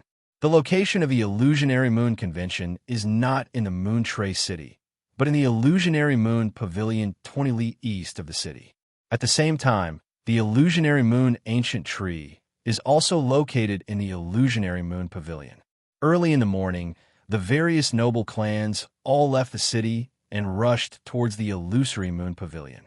At the same time, in the Heavenly Stellar Residence, the Burning Sky Ruler, Xiao Chun, Zhang Qi, Si Kongming, and a Tao King Realm expert were gathered together. This time, Zhang Qi, Si Kongming, and I won't be going. Gu Xiao, bring some people with you and follow Chaner. Gu Xiao was the name of this Tao King Realm expert. In this Illusionary Moon Conference, the Burning Heaven Ruler, Zhang Qi, and Si Kongming did not plan to show themselves. Firstly, all the powerful clans participating in the Illusionary Moon Conference only had Tao King Realm experts. Gu Xiao's perfection Tao King Realm cultivation was enough to deal with them. Secondly, the Burning Sky Ruler and the others didn't want to expose themselves too early. After all, they had just arrived at the Heavenly River Continent. They couldn't casually reveal their background to others, right? For the time being, he still wanted to hide his strength. Hearing the Burning Heaven Ruler's words, Gu Xiao respectfully bowed and said, "Don't worry, my lord. This lowly one will definitely bring the Illusion Moon Fruit back. It's not just the Illusory Moon Fruit. Chen Er's safety cannot be the slightest bit affected. If anything happens, contact us immediately through the sound transmission talisman," said the Burning Sky Sovereign. The Illusionary Moon Fruit must be obtained. However, Xiao Chen's safety must also be guaranteed. Sacrificing Xiao Chen for the Illusionary Moon Fruit was a loss that the Burning Sky Ruler would not do. Xiao Chen respectfully replied, after which everyone left the Heavenly Stellar Residence and headed towards the Illusory Moon Pavilion outside the city after greeting the Burning Sky Ruler. Gu Xiao did not bring many people. He only brought 2 Tao Querying Realm martial artists with him. Including Xiao Chun, there were a total of 4 people. 20 miles was not a long distance. Under Gu Xiao's guidance, the 4 of them quickly arrived outside the Illusory Moon Pavilion. Although it was called the Illusory Moon Pavilion, it was more like a huge villa. It was surrounded by white walls, and there was only one main entrance for people to enter and exit. At the same time, perhaps to protect the Illusory Moon Ancient Tree, the entire Illusory Moon Pavilion was enveloped by a formation. It was said that this formation was specially arranged by the Moonless Empire's royal family, and its grade was at the peak of the Heaven Grade. There was already a group of Imperial Guards standing guard at the entrance. Anyone who entered had to show an invitation letter, and the number of people in the group could not exceed 7. Among them, there were also 3 Heaven-tier martial artists who had participated in the battle. When they arrived at the entrance of the Illusory Moon Pavilion, Gu Xiao showed his invitation letter. Next, the Imperial Guard in charge of the inspection gave the 4 of them a once-over. When he discovered that only Shao Chun was at the Sky Human stage, the Imperial Guard asked suspiciously, "You are only sending one person to fight?" "That's right." Hearing the Imperial Guard's words, Gu Xiu nodded and replied, "Sending only one person to fight?" This was really strange. After all, there were 3 slots. As such, there was naturally no one who did not use up the slots. After all, one more person meant one more chance of victory. Even the Jiang, Shun, Han, and Yang families had sent 3 heaven-tier martial artists, but this heavenly stellar residence had only sent one person to fight. The Imperial Guard was puzzled by the heavenly stellar residence's strange actions. Moreover, when did this heavenly stellar residence appear? It seemed that there was no such force in the Moonless Empire before, right? Moreover, there were even Dao King realm martial artists overseeing it. Although he was puzzled, it was not a big problem. The reason these Imperial Guards were here was only for one purpose, and that was to confirm the authenticity of the invitation letter. Since Shao Chun and the others' invitation letters were real, they could naturally let them pass. They successfully entered the Illusory Moon Pavilion. Looking around, the entire Illusory Moon Pavilion's environment was extremely beautiful. There was no front or back courtyard, and the entire Illusory Moon Pavilion could be seen at a glance. In the courtyard, there were several man-made creeks. The water in the creeks was clear, and beautiful koi fish swam back and forth in the water. Beside these creeks, there were many beautiful pavilions standing in great numbers. This was the first time they had seen such beautiful buildings after arriving at the Heavenly River continent. Moreover, they were built with wood. No wonder this place is called the Illusory Moon Pavilion, Shao Chun said with a smile after looking around the surroundings. They had already arranged their seats according to the invitation letter. Every force could have a pavilion. For this Illusory Moon Conference, the Imperial family had also mobilized thousands of maids to the Illusory Moon Pavilion. They were specifically responsible for serving the people of the various forces. Seeing Shao Chun and the others walk through the door, a rather good-looking maid respectfully came up to them and said, "Are you the lord from the Heavenly Stellar Residence?" It was obvious that she already knew the identities of Shao Chun and the others. As soon as she finished speaking, the maid led Shao Chun and the others to one of the pavilions. Because the Heavenly Stellar Residence was a new force, although it had a Dao King realm expert, its status in the Moonless Empire could not be compared to the other powerful clans. Therefore, the pavilion Shao Chun and the others were in was arranged in the outer area of the Illusory Moon Pavilion. It was a little far from the center of the Illusory Moon Pavilion. However, Shao Chun did not care about this. In any case, as long as he could obtain the Illusory Moon Fruit, nothing else mattered. He sat down in the pavilion. There were many spirit fruits and fine wine on the table. He first poured a cup for Gu Xiu and the others before pouring a cup for himself. Gu Xiu and the others were rather fearful when Shao Chun poured wine for them. However, Shao Chun did not mind at all. After taking a small sip of the wine, Shao Chun smiled. "This is not bad. It's fragrant and mellow. Good wine, good wine." He was rather full of praise for the taste of the wine. However, just as Shao Chun finished speaking, an irritating voice rang out. "Country bumpkin. You haven't even drunk the Imperial Capital's sake. Huh, what a country bumpkin."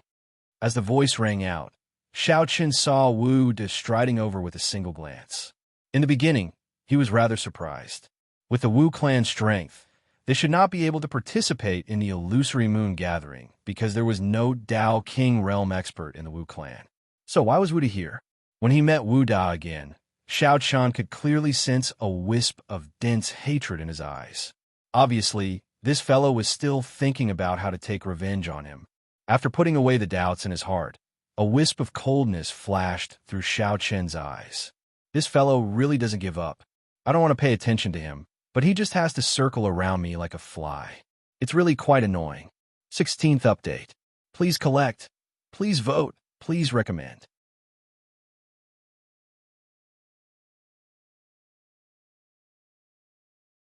Chapter 355. Shao Chun had almost forgotten about Wu De's existence, but now that he appeared in front of him, he clearly didn't think that Wuda was here for a stroll. The Wu family wasn't qualified to participate in the Illusionary Moon Conference, but Wuda was here. The only explanation was that Wuda wasn't here to participate in the Illusionary Moon Conference. Since this guy wasn't here to participate in the Illusionary Moon Conference, there was only one possibility left. Revenge, revenge. A faint killing intent emerged in his heart. Xiao Chun didn't put Wuda in his heart from the beginning to the end. He also didn't think that Wuda could bring any danger to him. Although there wasn't any danger, it was still unpleasant to be remembered by someone. He originally thought that if Wuda gave up, he wouldn't pursue the matter. But now, it seemed that Wuda wanted to fight to the death. Xiao Chun looked at Wuda calmly. He already had the intention to kill him. This guy was very annoying, and the best way to deal with him was to kill him with one palm. As if he saw the killing intent in Xiao Chun's eyes, Wuda sneered and said, "What? You want to kill me? This is the Illusionary Moon Conference. Do you dare to make a move?" Ha ha! In the face of Xiao Chun's killing intent, Wuda did not show the slightest bit of fear. On the contrary, he laughed loudly. Along with his laughter, Wuda turned around and left. As he walked away, he said, "Boy, no one has ever had a good ending after offending me." Watching Wuda leave, Xiao Chun didn't make a move. The goal of this trip was the Illusionary Moon Fruit. How could he lose the big picture because of Wuda? His expression was calm, and he didn't put Wuda in his heart. Although Xiao Chun had guessed that Wuda definitely had some tricks up his sleeve, he didn't care. How can an ant jump around? He was just an ant. Once the Illusionary Moon Conference was over, Xiao Chun would have plenty of time to deal with Wuda. King Bewitching Sword. Once this matter is over, I'm willing to personally wipe out the Wang family. Xiao Chun didn't say anything, but Gu Xiu took the initiative to say that he was willing to wipe out the Wang family. There was anger in Gu Xiu's heart. In Gu Xiu's opinion, a small family dared to be disrespectful to Xiao Chun. They were simply courting death. Hearing Gu Xiu's words, Xiao Chun smiled faintly and said, "There's no rush. Look at the Illusionary Moon Fruit first. This is something that Uncle Tian wants. We can't make any mistakes. Otherwise, wouldn't Uncle Tian be angry? Everything would have to wait until he obtained the Illusionary Moon Fruit." Upon hearing Xiao Chun's words, Gu Xiu nodded. While Xiao Chun and Gu Xiu were talking, Wuda's elder sister, Wu Yun, was talking to a fair-skinned young man in a pavilion in the center of the Illusory Moon Pavilion. If there were outsiders present, they would definitely recognize this young man as the prodigy of the Han clan, one of the four patriarchs, Han Ping. Looking at Han Ping, Wu Yun smiled and said, "Senior brother Han Ping, this matter is settled. None of the participating members of the Heavenly Stellar Residence shall remain." The two of them were both disciples of the Imperial Capital's Royal Academy, so they knew each other. In addition, Wu Yun was the third prince's woman, so Han Ping was more polite to Wu Yun. This time, Wu Yun had something to ask of him. She wanted him to help her kill all the participants of the Heavenly Stellar Residence during the martial arts competition. Han Ping agreed without even thinking about it. He had never heard of the Heavenly Stellar Residence before. From Wu Yun's words, he knew that was a new faction in Moontrace City. Naturally, Han Ping did not think that the Dustless Residence was very strong. With his identity as the prodigy of the Han clan, killing them was just a matter of raising his hand. Looking at Wu Yun, Han Ping smiled and said, "Junior sister, don't worry. It's a piece of cake." After receiving Han Ping's agreement, Wu Yun bowed slightly and personally sent Han Ping off. In the end, Wu Yun felt that if she only relied on Han Ping, there would be an accident. So, she went to the Shun clan's Shun Qianfeng, the Jiang clan's Jiang Juiying, and the Yang clan's Yang Fu. Just like Han Ping, Wu Yun also asked the three of them to directly kill the participants of the Heavenly Stellar Residence during the martial arts competition. Hearing Wu Yun's request, the three of them also agreed without the slightest hesitation. A new faction was simply not worthy of their attention. Moreover, they could make Wu Yun owe them a favor this time. It was absolutely beneficial, so the three of them naturally had no reason to refuse. Having the prodigies of the Jiang clan, Shun clan, Han clan, and Yang clans simultaneously kill Xiao Chun, Wu Yun finally relaxed. After sending off the Yang clan's prodigy, Yang Fu, Wu Yun returned to the pavilion. From his second floor, a young man wearing a purple-gold embroidered robe slowly walked down. The young man's appearance could not be considered very handsome, but his aura was very domineering. Although he was young, he already had the appearance of an emperor. Just from the aura of an emperor that he was born with, it was not difficult to guess that the young man was the host of the Illusionary Moon competition, the third prince, Chu Wuming. As the third son of the current emperor, Chu Wuming was also a strong contender for the throne in the future. Smiling at Wu Yun, Chu Wuming softly laughed and said, "What? Do you have some enmity with the heavenly stellar residents? You didn't hesitate to have Yang Fu and the others attack at the same time." He clearly knew what Wu Yun had done, but seeing Chu Wuming like this, he didn't care. After all, not to mention an unknown heavenly stellar residence, even the Jiang, Shun, Han, and Yang clans were nothing in Chu Wuming's eyes. Chu Wuming naturally wouldn't care about such a small battle. Hearing Chu Wuming's words, Wu Yun slowly walked to his side and revealed an obedient expression. "Isn't it because of my little brother? He was bullied outside, so as his older sister, I naturally can't not help him. Your Highness wouldn't be angry with me, right? Ha, you little girl, how could I blame you for such a small matter?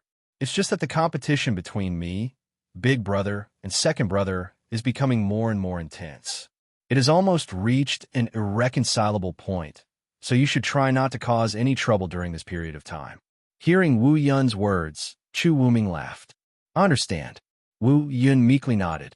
"Okay, it's about time. Let's go. It's time for me to show myself." However, everyone has waited for too long. All the clans participating in the Illusionary Moon Conference had already arrived. Everyone sat in their respective pavilions. Following the appearance of Chu Wuming, who wore a purple-gold python robe, everyone's gazes instantly gathered on him. Standing on the balcony of the second floor of the Illusionary Moon Pavilion, Chu Wuming could see every single movement in the Illusionary Moon Pavilion. At the same time, the people from the various large clans, no matter which angle they were at, could also see Chu Wuming. Standing on the balcony with a calm expression, with Wu Yun by his side, Chu Wuming scanned the various large clans below him and spoke with a slight smile. "Everyone, this junior has been ordered to host this year's Illusionary Moon Conference. If there is anything that I have not done well, I hope that everyone will forgive me." 17th update, begging for collections, begging for monthly votes, begging for recommendations.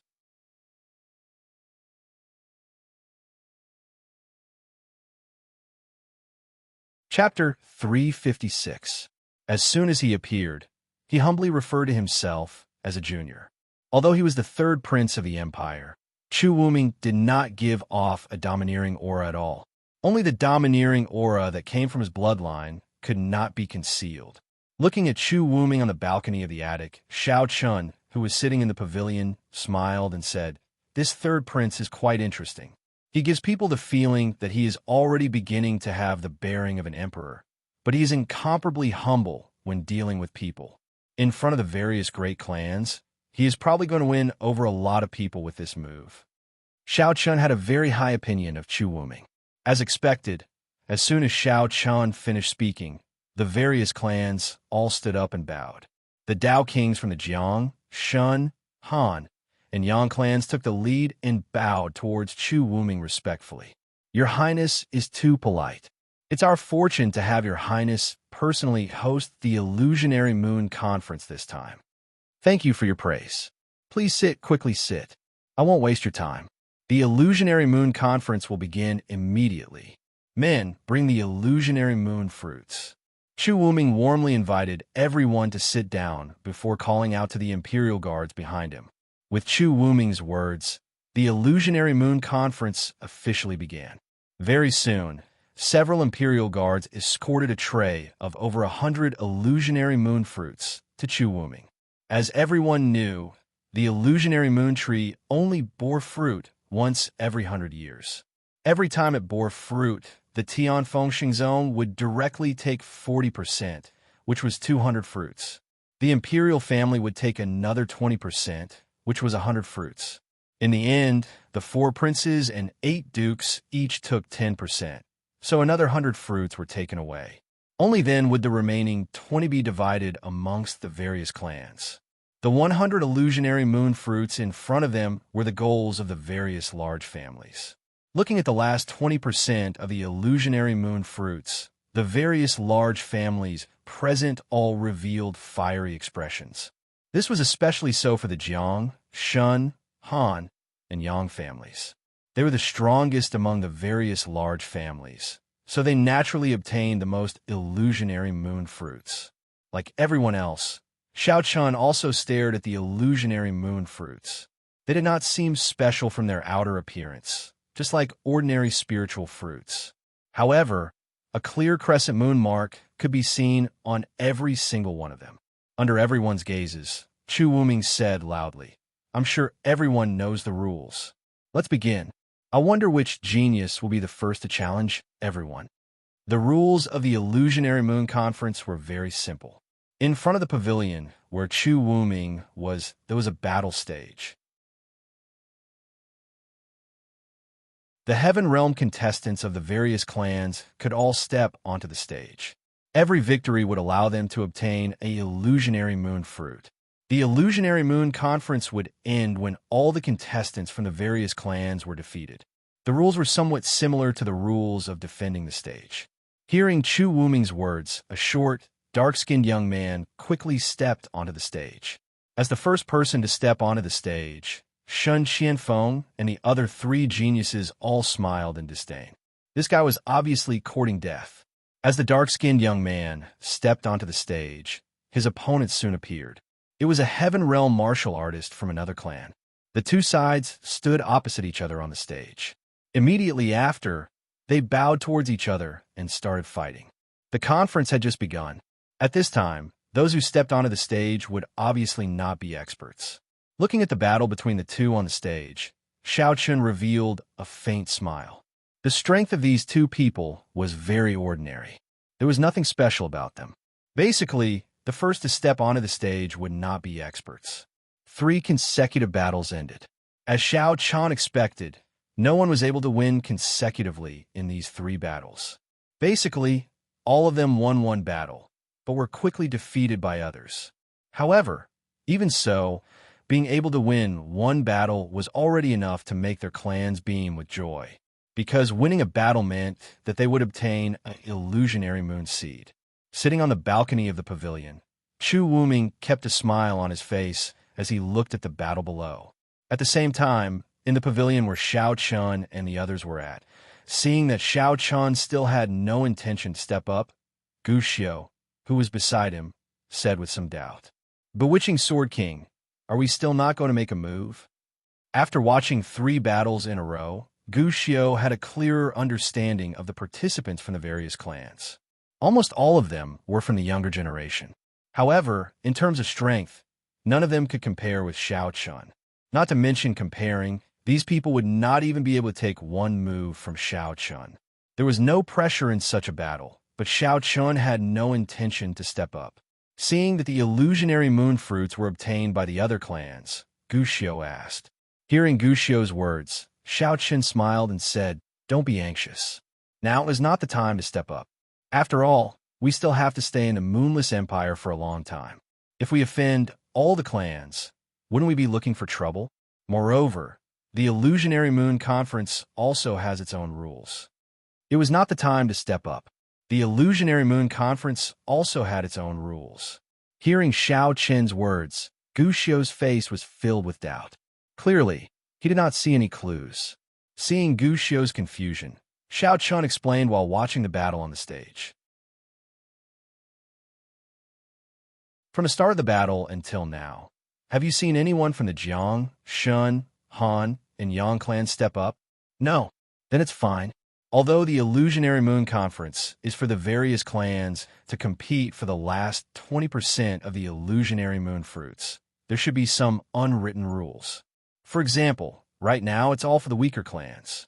If my guess is correct, The illusionary moon conference should be divided into 2 stages. 2 stages? That's right. The first stage is for the weaker clans to compete. In this stage, powerful clans like Jiangshun and Hanyang cannot step up. After all, if they were to step up, then the weaker clans would not even be able to obtain a single illusionary moon fruit. Therefore, this first stage is a stage specially prepared for these weak families. Why is that? Hearing Xiao Chen's words, Guxiu was even more confused. Since they had the strength, why would they give the weaker clans a chance? Wouldn't it be fine to just take them all?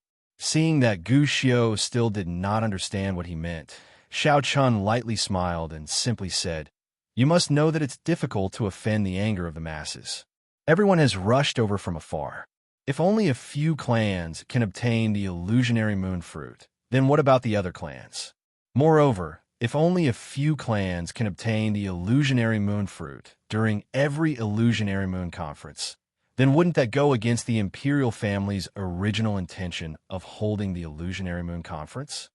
It was difficult to offend the anger of the masses. Hearing Xiao Chen's words, Guxiu revealed a pondering expression. Seeing this, Xiao Chun did not speak any further. Now was indeed not the time to step up. If they did, they would be breaking the rules. Not only would it cause the rage of the masses, it would also cause the imperial family to be displeased. Although everyone had ruler blazing heaven by their side, the imperial family similarly had a Tao Emperor Realm expert. 18th update. Begging to be collected, begging for monthly votes, begging for recommendations.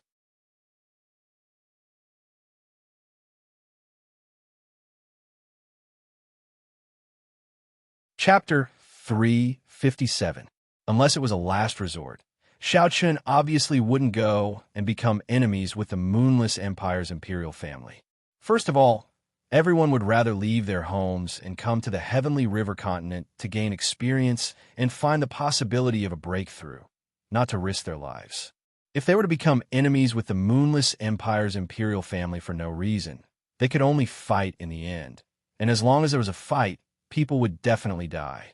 After all, the 50,000 people who went to the Heavenly River continent were the hope of the Heavenly River continent.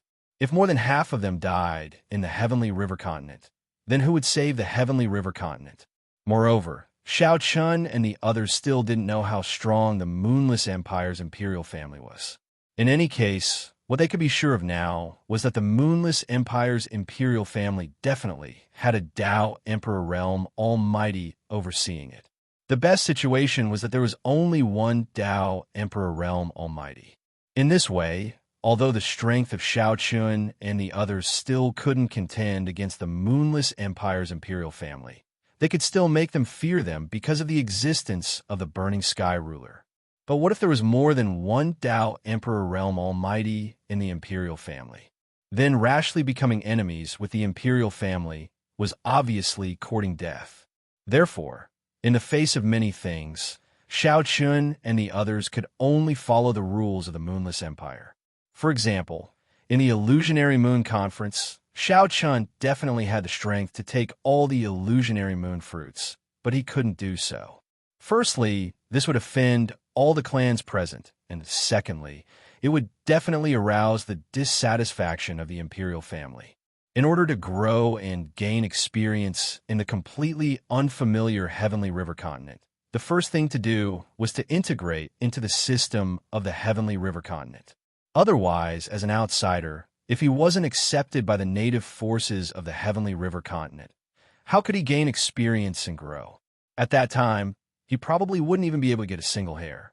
An entire day had passed, and 40 battles had already been carried out. So far, a total of 40 illusionary moon fruits had been taken by the various clans. At this point, Xiao Chun found that the weaker clans had basically stopped fighting. Regardless of whether there were still Celestial Realm warriors in their clans who had not been defeated, they had all wisely chosen not to fight. The first stage of the competition seemed to have ended. As expected, the clans that had yet to participate in the next battle also sent their representatives onto the stage. The first stage was to take out 40 illusionary moon fruits and distribute them to the weaker families. This way, the imperial family's goal of winning people's hearts would be achieved, and the remaining 60 illusionary moon fruits would be fought over by the stronger families. Such an operation was indeed acceptable to all the major clans. Looking at the celestial realm warrior who had once again stepped onto the stage, Xiao Chun could already feel something different about him, even though he had yet to make a move. Compared to those who had stepped onto the stage before, this person's strength was obviously stronger and had already stepped into the ranks of geniuses. Along with this person's appearance, a celestial realm warrior from the Yang family stepped out. The two of them quickly engaged in a fierce battle in the arena. The result of the battle was as expected. The celestial realm warrior from the Yang family quickly won. Seeing that even the four major clans had made their move, Xiao Chun slowly stood up and smiled at Guxiu beside him. Now is the time. As he spoke, Xiao Chun had already stepped out of the pavilion. Following Xiao Chun's exit, the members of the major clans all cast their gazes toward Xiao Chun. There were a total of 18 clans that came to participate in the Illusionary Moon Conference. Including the Heavenly Stellar Residents, there are 19. However, facing the Heavenly Stellar Residents that they had never heard of, the major clans present were filled with doubts. When did this Heavenly Stellar Residents appear? The majority of the clans were filled with curiosity towards the Heavenly Stellar Residents. However, in the eyes of Shun Qianfeng and the other three, the Celestial Realm Warrior from the Heavenly Stellar Residence had finally made his move. For a moment, a cold glint flashed across their eyes. Previously, Wu Yun had already sought them out one by one, requesting them to kill the Heavenly Stellar Residence's warrior. Now, the opportunity had finally arrived. Immediately, Yang Fu gave a meaningful glance to the Yang family warrior on the arena. Seeing this, the Yang family warrior also nodded slightly in response. Not only Yang Fu, even Wu Yun and Chu Wuming, who were on the rooftop of the pavilion, also locked their gazes on Xiao Chun. When she saw Xiao Chun for the first time, Wu Yun was immediately stunned. In her heart, she thought, "Is this the tyrannical person that Wu just spoke of who beat me up?" She didn't know why, but Wu Yun's intuition told her that Xiao Chun was definitely not that kind of person.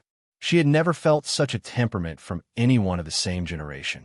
Although the feeling that Xiao Chun gave Wu Yun was not as tyrannical as Chu Wuming, there was a kind of ethereal feeling. To possess such an extraordinary temperament, Xiao Chun was obviously not a simple person. How could such a person do those things that Wu just spoke of? Wu Yun also didn't know why, but she couldn't help but have a bad feeling in her heart. She felt that agreeing to Wu's request to avenge him was a wrong choice. She shouldn't have listened to Wu's one-sided words and offended Xiao Chun for no reason. A trace of regret appeared in her heart out of nowhere. However, the arrow on the bow had to be released. Wu Yun had already personally asked Shin Qianfeng and the other three. Even if she wanted to go back on her words now, it was impossible. In contrast to Wu Yun's uneasiness, Chu Wuming's face was filled with excitement. His gaze was similarly fixed on Xiao Chun as he unconsciously said in a soft voice, "I never thought that such a small Yuetian city would actually have such a person.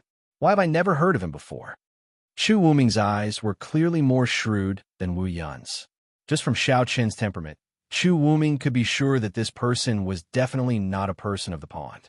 He could even be compared to the two abnormal people beside his big brother and second brother. One must know that for the sake of the throne, Chu Wuming and his two brothers had been constantly roping in various factions. As for his big brother and second brother, he didn't know what method they used to actually find two core disciples from Tianfeng Xingzong. Chu Wuming had seen those two people before.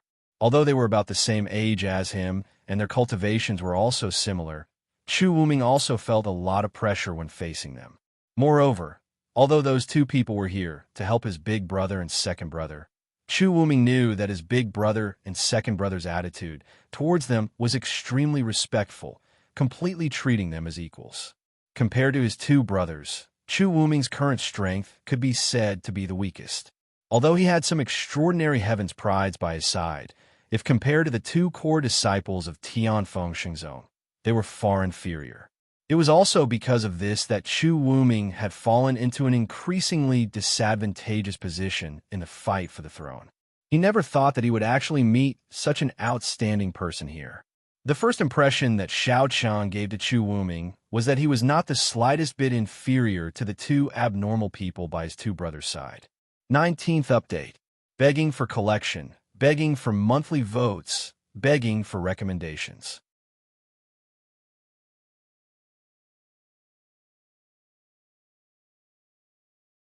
Chapter 358.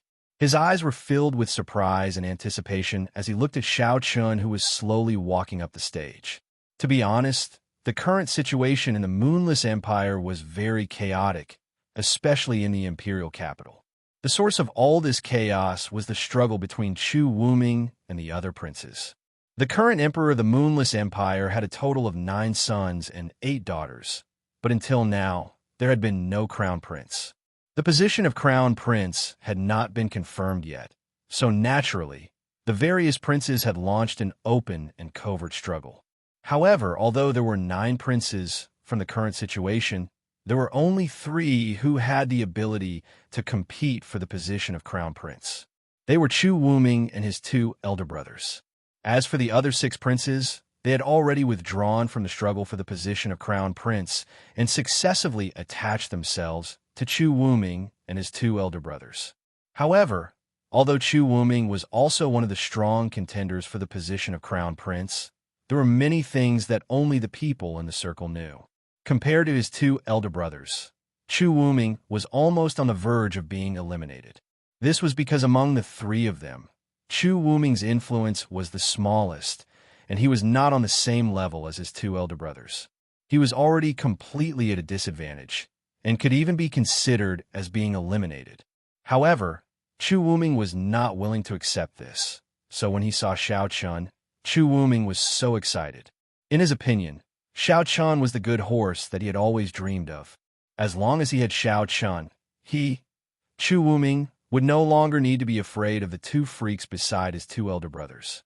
Just as Chu Wuming was looking at Xiao Chun in surprise, Wu Yun, who was beside him, saw that his face was in a daze.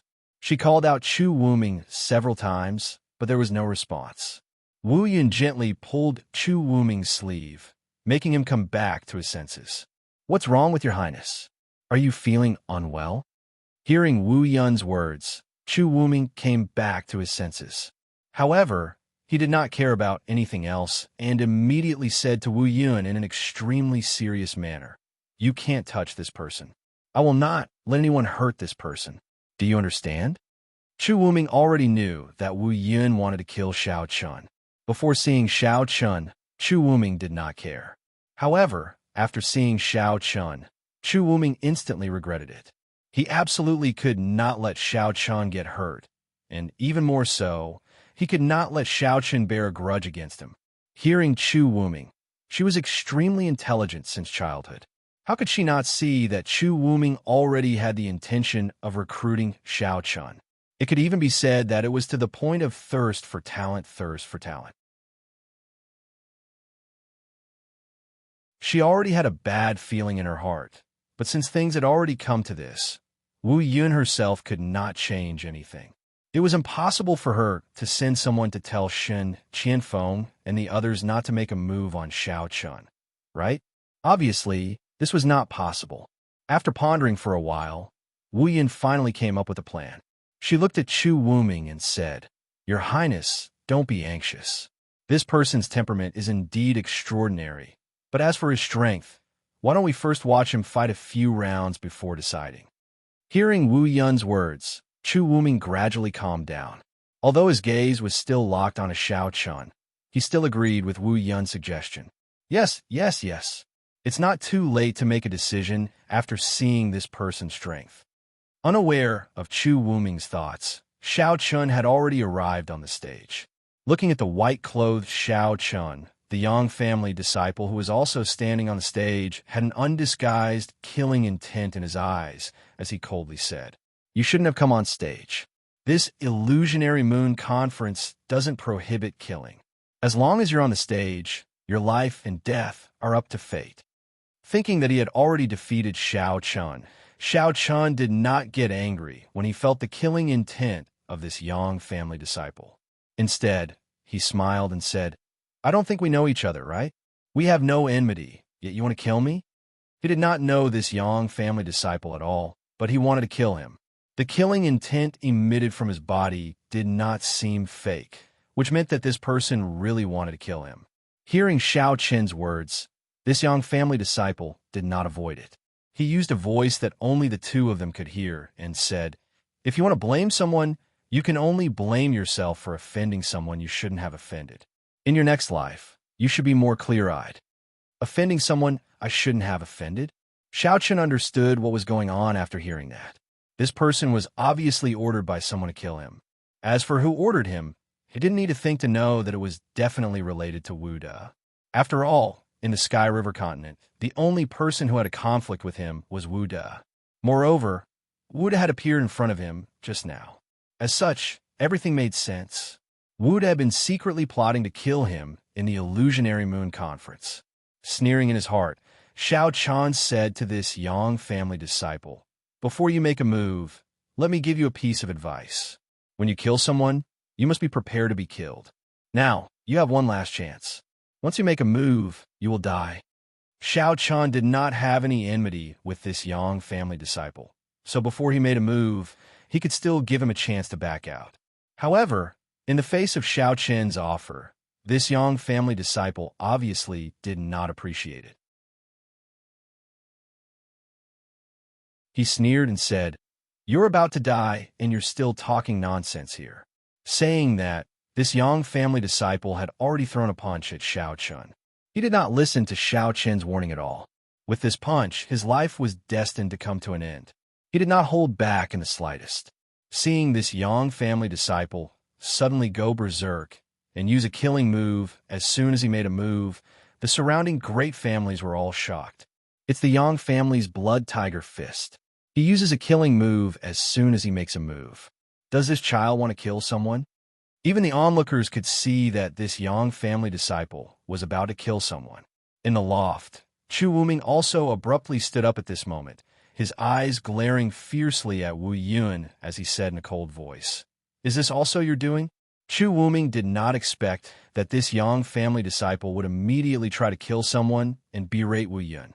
Just as he was about to speak up to stop him, what he and everyone else did not expect was that Xiao Chun, who was facing the Yang family disciple's ferocious punch, actually gently pointed his finger at him.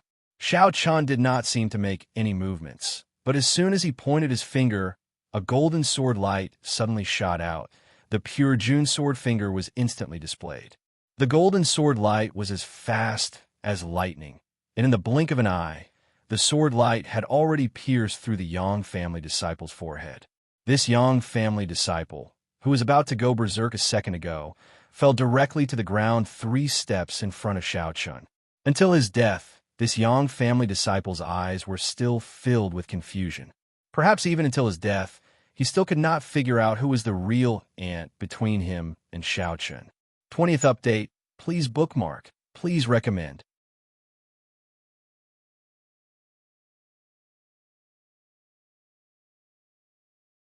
Chapter 359. Looking at the Yang family disciple who had fallen to the ground, everyone present was stunned. Only Gu Xiao and the other 2 who came with Xiao Chun were able to remain calm. They were well aware of Xiao Chen's strength.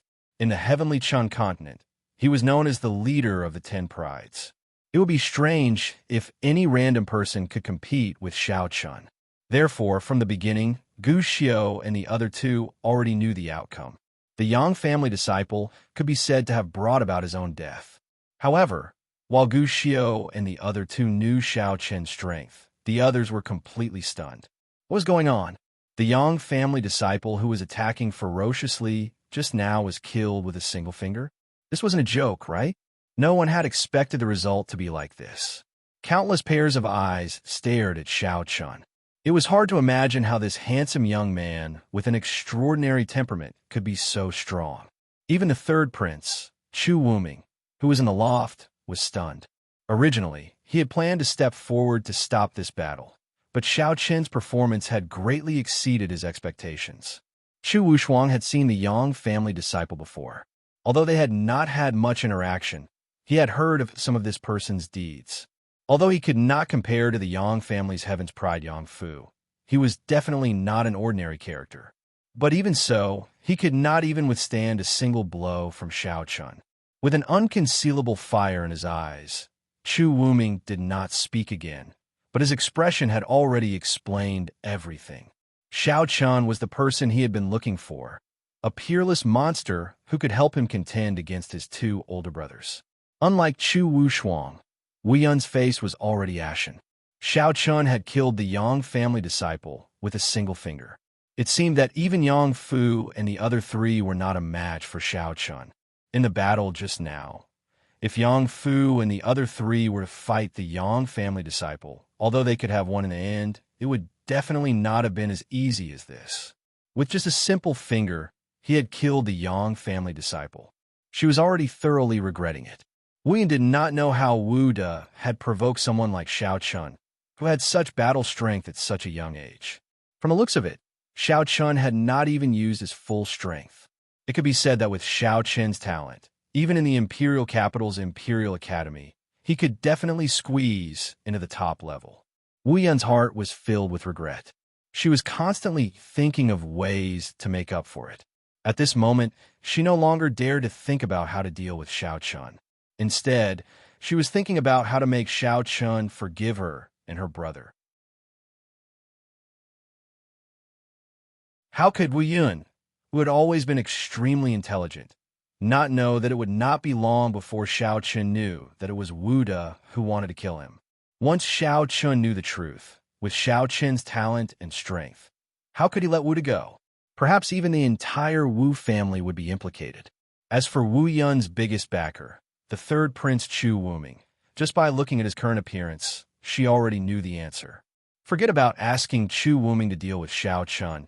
It would already be good if he did not turn around and help Xiao Chun destroy the Wu family, the most merciless royal family. Even though Wu Yun had always been deeply loved by Chu Wuming, she was very clear that between Xiao Chun and herself, Chu Wushuang would definitely choose Xiao Chun. This was because it concerned his position as the crown prince. Compared to the crown prince's position, she, Wu Yun, was just an ordinary woman who could not be more ordinary. She could no longer count on Chu Wushuang. She even had to be careful of Chu Wushuang in order to curry favor with Xiao Chun and make an example out of the Wu family. Like Wu Yun, Wu De, who had been hiding in a pavilion far away, was also in a daze. Compared to his sister Wu Yun, Wu De was completely scared out of his wits. Only now did Wu De realize that he had probably gotten himself into big trouble. Suddenly, Wu De recalled the words of his housekeeper, Wu Fu. If we can't find out their identities, then there's another possibility. Their identities have already surpassed the limits of what the Wu family can come into contact with. This level has probably already come into contact with the hallowed sect. Wu De sat in a daze on the chair. He felt that even breathing had become difficult. At this moment, Wu De wanted to flee. He wanted to flee far, far away. However, it was as if his legs did not belong to him. He could not even stand up. The entire illusory moon pavilion was silent. However, Yang Fu's face was filled with rage. When he saw his family's genius being killed by a single finger from Xiao Chun, Yang Fu had long since been unable to restrain himself from entering the arena and fighting Xiao Chun. However, just as Yang Fu was about to stand up, he was forcefully pulled back by the Yang clan's Dao King expert by his side. "Second uncle, what are you doing? He killed a member of our Yang clan. Are we just going to let it go like this?" The Dao King expert of the Yang clan this time was Yang Fu's second uncle. Being stopped by his second uncle, Yang Fu roared furiously. The Yang clan's second uncle did not reply to Yang Fu's furious roar. He only pressed Yang Fu firmly onto the chair. His gaze was locked onto Xiao Chun from beginning to end. After a long while, the Yang clan's second uncle looked at Yang Fu and said, "Can you win if you go up? This person is no longer someone you can deal with. Although I can't see through him, I can guarantee that he's definitely in existence on the same level as the two freaks beside the first prince and second prince." Hearing his second uncle's words, The furious Yang Fu was first stunned. However, he soon exclaimed in disbelief, "How is that possible? Those two are the core disciples of Tianfeng Shengzhou." Yang Fu found it hard to accept that his second uncle had compared Shao Chun to the two core disciples of the Heavenly Wind Holy Sect. Although Yang Fu had never seen the two of them before, it was not difficult to judge their battle prowess based on the various rumors in the imperial capital. Killing Dao, querying realm martial artists with the cultivation of the celestial realm was such a shocking thing. How could Shao Chun be compared to those two freaks? He did not believe his second uncle's words. Regarding this, the Yang clan's second uncle did not argue. He still said in a low voice, "If you insist on fighting, I won't stop you. However, I can guarantee that you will die within 3 moves. Moreover, look at the third prince's expression. Who do you think can touch him today?" The old saying was true. The Yang clan's second uncle's observation skills were indeed incomparably shrewd. He even saw the changes in the third prince's expression. However, this Yang clan's second uncle was wrong about one thing. That was if Yang Fu dared to challenge Shao Chun, he would not die within 3 moves. Instead, he would die within 1 move. Shao Chun would not need 3 moves to kill Yang Fu, because Yang Fu was just a top genius. He was not even considered a peerless genius. Hearing his second uncle's words, Yang Fu's gaze turned to Chu Wuming on the pavilion with a gloomy expression. At the same time, seeing that no one came up to challenge him for a long time, Shao Chun on the battle stage also spoke up. "Is there no one coming up to fight? 21st update, please bookmark, please recommend."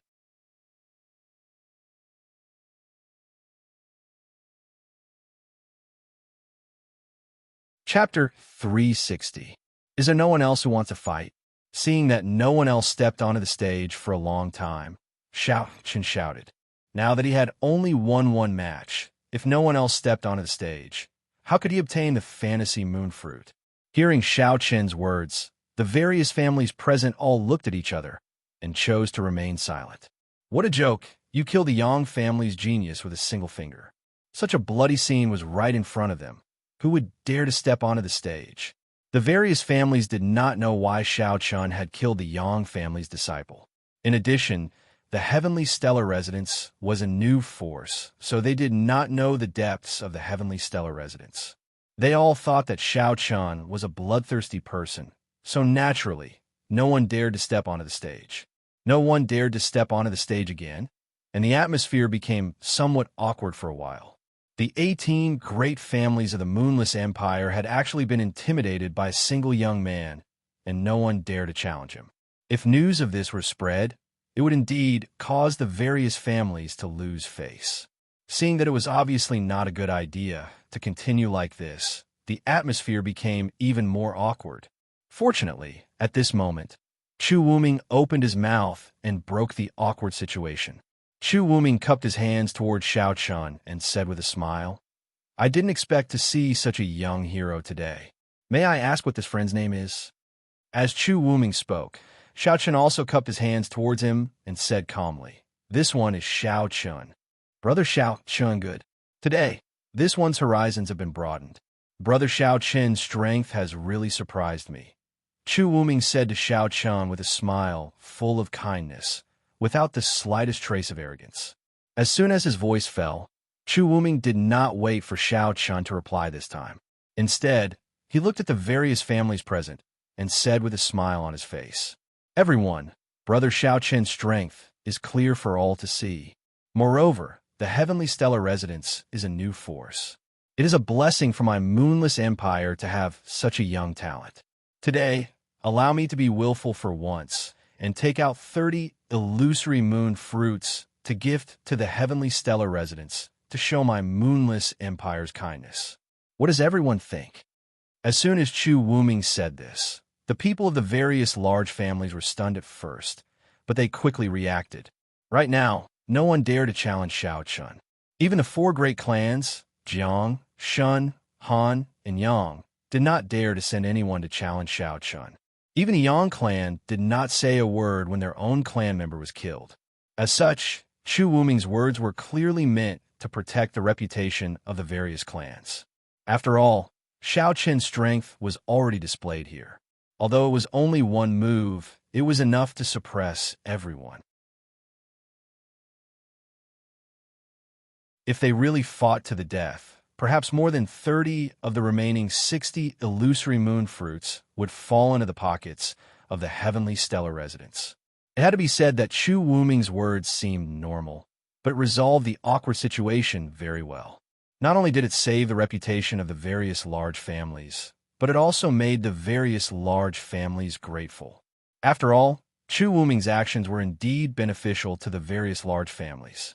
Of course, while giving benefits to the various large families, the illusory moon fruits that Xiao Chun would receive would be much less. However, how could Chu Wuming not think of this? The illusory moon convention was still being held.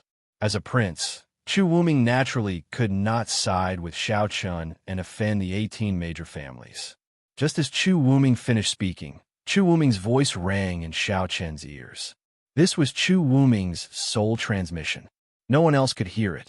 Brother Xiao Chun, please don't be impatient. This is also a way to satisfy both sides. After this palace will compensate Brother Xiao Chun. Chu Wuming took the initiative to transmit his voice. Hearing this, Xiao Chun nodded slightly. Since Chu Wuming had already done this, Xiao Chun naturally had no reason to refuse. Moreover, Chu Wuming had already said that he would compensate after this. Although he did not know what the compensation was, it should not be less than 30 illusory moon fruits. Xiao Chun cupped his hands towards Chu Wuming and said, "Then I'll use the heavenly stellar residence to thank His Highness, the third prince." Brother Xiao Chun, there's no need to be so polite. Chu Wuming smiled and nodded when he heard Xiao Chen's words. Then, Xiao Chun took the initiative to walk down the stage and return to the pavilion of the heavenly stellar residence. Seeing that Xiao Chun had returned, Gu Xiu said somewhat gloomily, "King Jiao, isn't 30 illusory moon fruits a bit too little?" Clearly, he did not understand why Xiao Chun would agree to Chu Wuming's decision. Hearing Gu Xiu's words, Xiao Chun smiled faintly. Chu Wuming is the third prince. Since he has already spoken, I will be offending him if I don't agree. Besides, why do you think Chu Wuming made such a decision? Isn't it to appease the various prestigious families present? Think about it. If I were to obtain the last 60 illusory moon fruits, what would the various prestigious families think? Xiao Chun purposely paused. Hearing this, Gu Xiu nodded slightly and felt that Xiao Chen's words were reasonable. However, he still felt that 30 illusory moon fruits were too little. While Gu Xiu nodded slightly, Xiao Chun continued. Besides, Chu Wuming has already secretly transmitted a message to me. He said that this is a win-win situation and that Chu Wuming will compensate me after the illusory moon conference ends. After Xiao Chun finished speaking, Gu Xiu immediately revealed a smile. I knew that King Jiao of the Bewitching Sword wouldn't suffer a loss. He flattered Xiao Chun without batting an eyelid. Hearing this, Xiao Chun only smiled and did not say anything. Just as Gu Xiu finished speaking, Chu Wuming's personal maid walked over with a storage ring and respectfully handed it to Xiao Chun. She also conveyed Chu Wuming's words to Xiao Chun. "Young Master Xiao, here are 30 illusory moon fruits. His Highness the Third Prince has specially ordered me to deliver them. His Highness also wants me to tell young Master Xiao that after the illusory moon conference, young Master Xiao must not be in a hurry to leave. His Highness will definitely give young Master Xiao an explanation for the matter that we previously agreed upon." Seeing Chu Wuming's personal maid handing over 30 illusory moon fruits to Xiao Chun, the surrounding large families revealed envious expressions. However, they did not say much. After all, this was the third prince's decision. Moreover, this decision was extremely beneficial to their large families. Otherwise, with Xiao Chen's strength, how many illusory moon fruits he wanted would depend entirely on Xiao Chun. If he was greedy and took all 60 illusory moon fruits, what could the large families say? At most, they would secretly bear a grudge and find an opportunity to take revenge in the future. Not caring about the gazes of the large families, after sending off Chu Wuming's personal maid, Xiao Chun threw the storage ring containing the 30 illusory moon fruits to Gu Xiu beside him and said with a faint smile on his face, "This third prince is rather interesting. It seems that there's still many things that we don't know about the Moonless Empire. The seemingly powerful empire is actually surging with undercurrents." 22nd update. Begging for collection, begging for monthly votes, begging for recommendations.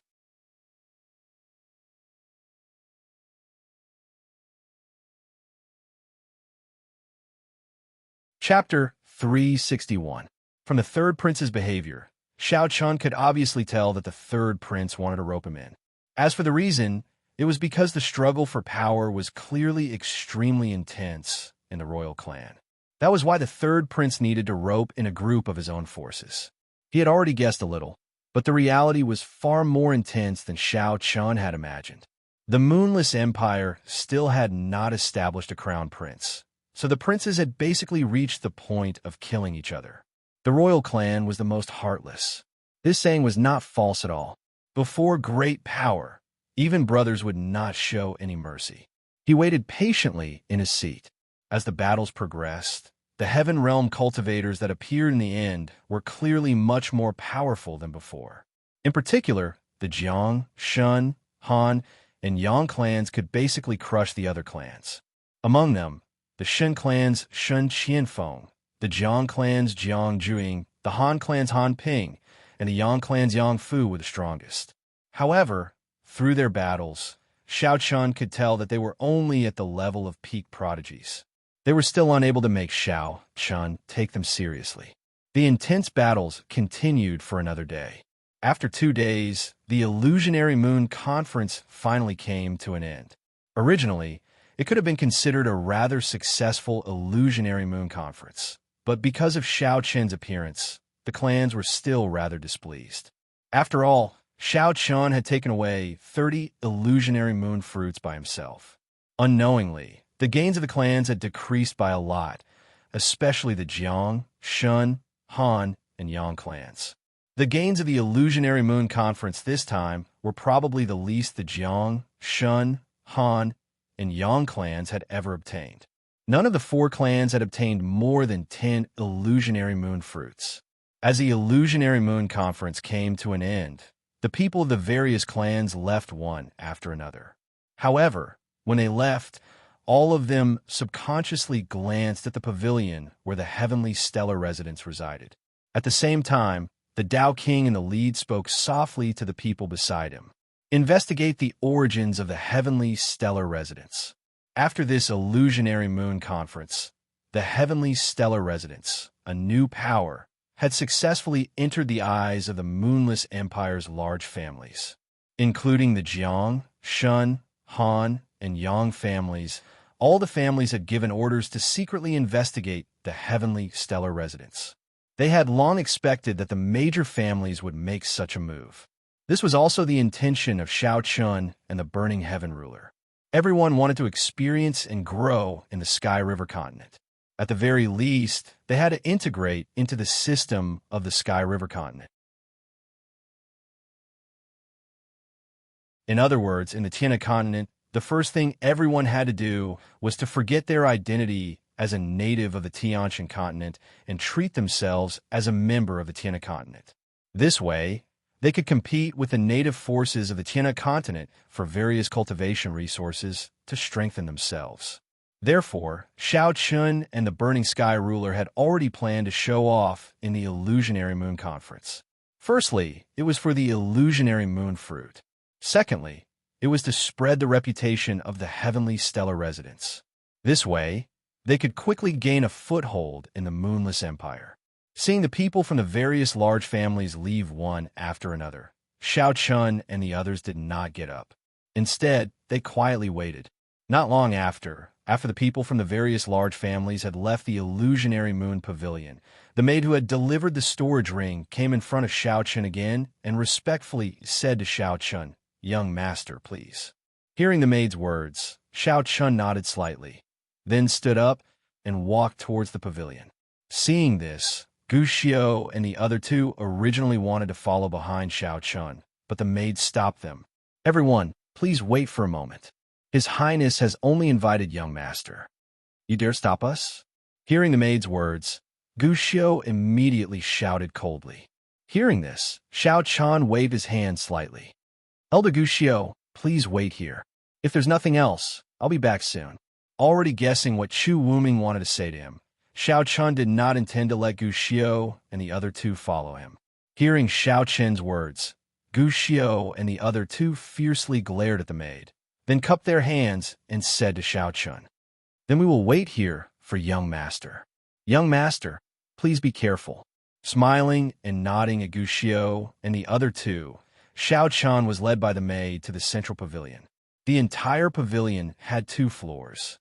As soon as Xiao Chan entered the pavilion, he saw that Chu Wuming was already waiting here. There was no one else around. In the entire hall of the first floor of the pavilion, only Chu Wuming was there. Even Wu Yun was nowhere to be seen. Seeing Xiao Chan walk into the pavilion, Chu Wuming immediately greeted him warmly, as if he had seen an old friend. His hands naturally held Xiao Chen's shoulders as he said with a smile, "Haha, brother Xiao Chan, I made you wait for a long time. I have already prepared some wine. Today, I will definitely drink with brother Xiao until we're drunk." Having already prepared the wine for Xiao Chan, Chu Wuming looked at the maid at the side and said, "You can leave. Today, I want to speak with brother Xiao Chan alone. Without my permission, no one is allowed to enter." "Yes." After hearing Chu Wuming's words, the female servant replied respectfully. Immediately after, she left the pavilion and even closed the main entrance of the pavilion. After ordering the irrelevant people to leave, Chu Wuming personally pulled Xiao Chan to the table. There was only a very simple short table. There were 2 praying mats on both sides of the table. From the looks of it, Chu Wuming actually wanted to eat at the same table as Xiao Chan. This kind of courtesy was already very high. From this, it could be seen how much importance Chu Wuming attached to Xiao Chan. In the face of Chu Wuming's enthusiasm, Xiao Chan did not feel the slightest bit nervous. Perhaps in the eyes of others, with Chu Wuming's status, eating at the same table as Xiao Chan was absolutely a matter of fear and trepidation. However, for someone of Xiao Chen's status, it was not the slightest bit of pressure.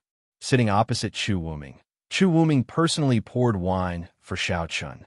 Then, Chu Wuming took the initiative to raise his cup and said, "Brother Xiao Chan, today you and I feel like old friends at the first meeting. This is the first cup of wine for you. Your Highness is too polite. Xiao Chan is just a wanderer. How could he be worthy of your Highness's kindness?" Hearing Chu Wuming's words, Xiao Chen's mouth was polite, but he also raised his wine cup. Then, the two drank at the same time. After drinking this cup, Chu Wuming was overjoyed when he heard Xiao Chen's words. Xiao Chan was a ranger, which meant that he did not have a sect behind him. A rogue cultivator without a sect was naturally more convenient to rope in. Xiao Chen's identity made Chu Wuming overjoyed. Then, he no longer beat around the bush. Since Xiao Chan was just a rogue cultivator, there were many things that he could say directly. Putting down the wine cup, the look on Chu Wuming's face gradually became serious. Looking at Xiao Chan, Chu Wuming said with sincerity, "Brother Xiao Chan, to be honest, in fact, this king is now in need of people. If I can get Brother Xiao Chen's help, this king can be said to be like a tiger that has grown wings." 23rd update. Please collect. Please recommend.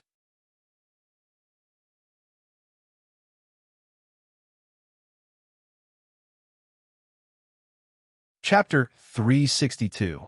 Hearing Chu Wuming's words, Xiao Chen knew that Chu Wuming was trying to rope him in. Xiao Chen secretly smiled, but there was no change on his face. Xiao Chen cupped his hands and bowed to Chu Wuming, and then said lightly, "Your Highness really thinks too highly of me. I'm just a small warrior in the celestial realm. How can I help your Highness achieve great things?" Xiao Chen didn't agree, but he also didn't refuse decisively. He still wanted to get some information from Chu Wuming. Sure enough, after hearing Xiao Chen's words, Chu Wuming said that he and his 2 brothers were competing for the position of crown prince. Looking at Xiao Chen, Chu Wuming sighed softly and said, "Brother Xiao Chen, you must be joking. With Brother Xiao Chen's strength, it's hard to find a match among your peers. If I can get Brother Xiao Chen's help, I don't have to worry about not being able to achieve great things. I won't hide it from Brother Xiao Chen. Since Father ascended the throne, he has never appointed a crown prince. Now, all the princes have been competing for the position of crown prince since the beginning. Only my two brothers and I have the ability to continue competing. It could be said that the position of crown prince can only be borne between me and my two brothers. Moreover, because of the competition for the position of crown prince, the relationship between us three brothers has become more and more tense. Now, it's almost to the point where we won't rest until one of us dies. Therefore, not only me, but also my two brothers are wantonly trying to rope in various forces in the Empire. Beside my two brothers, I don't know what method they use to rope in two core disciples of the Windless Sacred Sect. The two should be about the same age as Brother Xiao Chun. Their cultivation is also at the great circle of the celestial realm. However, their combat strength is extremely terrifying. I have personally seen them kill two Dao querying realm warriors in succession. And beside me, no one in the same realm and the same age is their opponent. In this way, Brother Xiao Chan should understand what I mean, right? Chu Wuming didn't hide anything. At the same time, the meaning of his words was very clear. The ultimate purpose of recruiting Xiao Chan was to use him to contend with the two core disciples of the Windless Sacred Sect. Although he didn't know whether Xiao Chan could compete with the two core disciples of the Sacred Sect, in the current situation, Chu Wuming didn't have much choice and could only give a try. Hearing Chu Wuming's words, Xiao Chun nodded slightly and took a sip of the fine wine in his cup. After a moment of silence, he opened his mouth to speak. Xiao Chun doesn't deserve your Highness's favor. Allow Xiao Chun to ask, how is your Highness's power compared to your two brothers? The only ones who still had a chance to compete for the position of Crown Prince were Chu Wuming and his two brothers. At this time, after hearing Xiao Chen's words, Chu Wuming was stunned at first, but then he shook his head and smiled bitterly. Xiao Chen's words were actually to better understand the situation of the Moonless Empire. However, in Chu Wuming's ears, Xiao Chen wanted to ask him where his confidence came from. At the same time, he also wanted to see if he had any hope of winning compared to his two brothers. After all, if Xiao Chen chose to help Chu Wuming, then Xiao Chen would be in the same boat as Chu Wuming. If Chu Wuming lost in the end, Xiao Chen's fate could be imagined. He misunderstood Xiao Chen's meaning. Of course, this was also the purpose Xiao Chen wanted to achieve. With a bitter smile, Chu Wuming was silent for a while, and finally decided to tell the truth. Although Chu Wuming could deceive Xiao Chen now, this kind of deception couldn't last long, so Chu Wuming chose to tell the truth. As he gazed at Xiao Chen, Chu Wuming spoke with a bitter expression. To tell you the truth, compared to my two brothers, I'm already at the end of my road. If a turn of events doesn't appear, then I'm afraid I'll have to withdraw from the competition for the position of Crown Prince. Chu Wuming spoke truthfully about his current situation. Presently, he was already at the end of his road, and these words weren't false at all, nor did he have the slightest intention of exaggerating. Compared to his two brothers, the two core disciples of Tian Feng Xingzong were a great weakness of Chu Wuming, but it wasn't the most crucial gap. Compared to his two brothers, Chu Wuming was the most passive, and that was when it came to almighty figures at the Tao Emperor realm. Yes, almighty figures at the Tao Emperor realm. Presently, there were a total of 2 almighty figures at the Tao Emperor realm in the entire Moonless Empire, and both of them were from the imperial family. Presently, Chu Wuming's 2 older brothers had each obtained the support of a Tao Emperor realm expert, and only Chu Wuming didn't have the support of a Tao Emperor realm expert. In this way, Chu Wuming, who didn't have the support of a Tao Emperor realm expert, could clearly be considered to have failed, because many powers didn't dare side with Chu Wuming, and the reason was very simple. It was because Chu Wuming didn't have the support of a Tao Emperor realm expert. It was obviously impossible for a prince that didn't have the support of a Tao Emperor realm expert to become eminent in the competition for the position of Crown Prince, and the various powers would naturally not be stupid enough to side with a prince that didn't have the slightest chance of winning. It could be said that since Chu Wuming's two older brothers successively obtained the support of the two Dao Emperor realm experts of the imperial family, their forces grew stronger and stronger by the day. On the other hand, Chu Wuming's forces grew weaker and weaker by the day, and it was even to the extent that many powers that had sided with Chu Wuming had started to leave successively and side with Chu Wuming's two older brothers. The situation was very bad, and it was even to the extent that it could be said that Chu Wuming had already failed. Presently, he was only struggling at death's door. It was impossible for him to go against his two older brothers, because so long as Chu Wuming didn't have the support of a Dao Emperor realm expert behind him, then it was impossible for Chu Wuming to have the confidence to go against his two older brothers. On the other hand, even though the entire Moonless Empire had an enormous population and a vast territory, where could one find a Dao Emperor realm expert? It was utterly impossible to find one. Chu Wuming truthfully told Xiao Chun about his current situation. In the end, he said in an extremely sincere manner, "To tell you the truth, Brother Xiao Chun, I'm in an extremely dangerous situation now, and it can even be said that I'm in a hopeless situation. However, I still hope that Brother Xiao Chun can lend me a hand.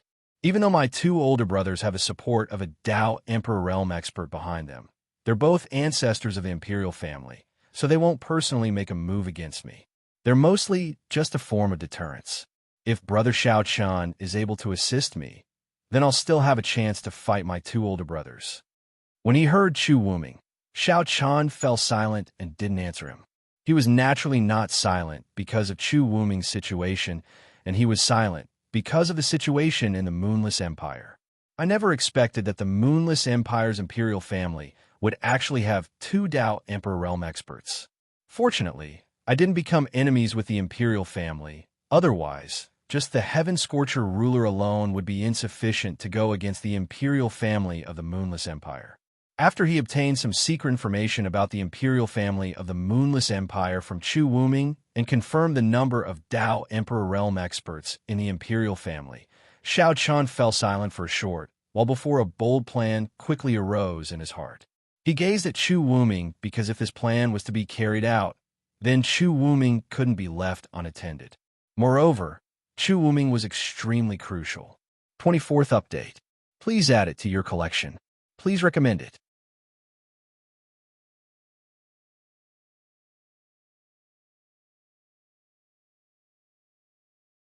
Chapter 363. After learning about the situation of the Moonless Empire from Chu Wuming, as well as many secrets of the imperial family, Xiao Chun was silent for a while. He already had a plan in his heart, but he still needed to discuss it with the Burning Sky ruler.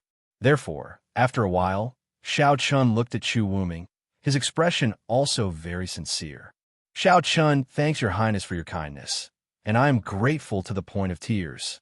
To be honest, Xiao Chun and my uncle have depended on each other for survival since childhood. Along the way, we have also met many people of the same path. Everyone has been traveling the 4 seas. After so many years, my uncle is also quite tired, so this time we have settled down in Moontray City. We plan to live here in seclusion and live a carefree life.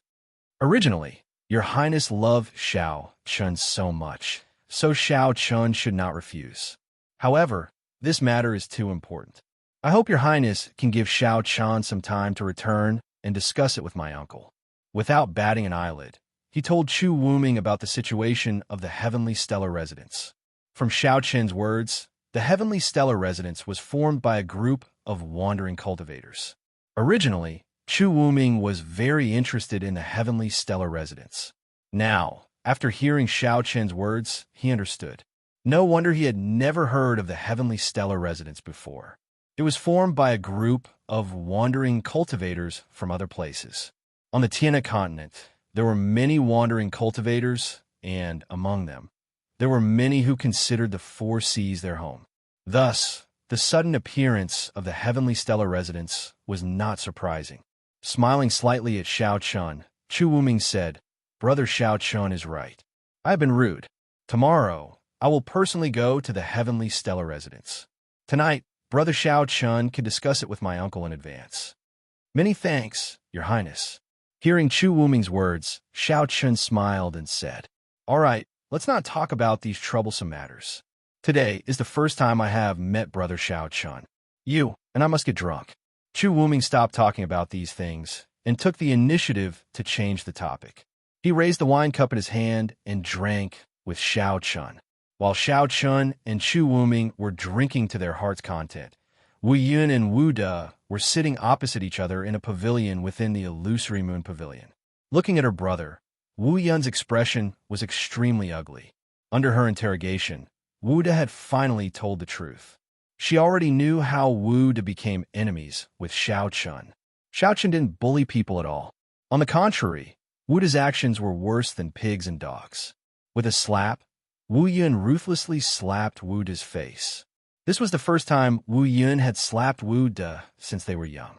Her eyes were filled with anger as she coldly shouted, You're simply a beast.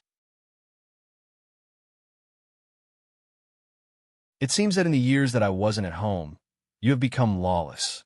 Hearing Wu Yun's angry scolding, Wu De didn't dare to retort.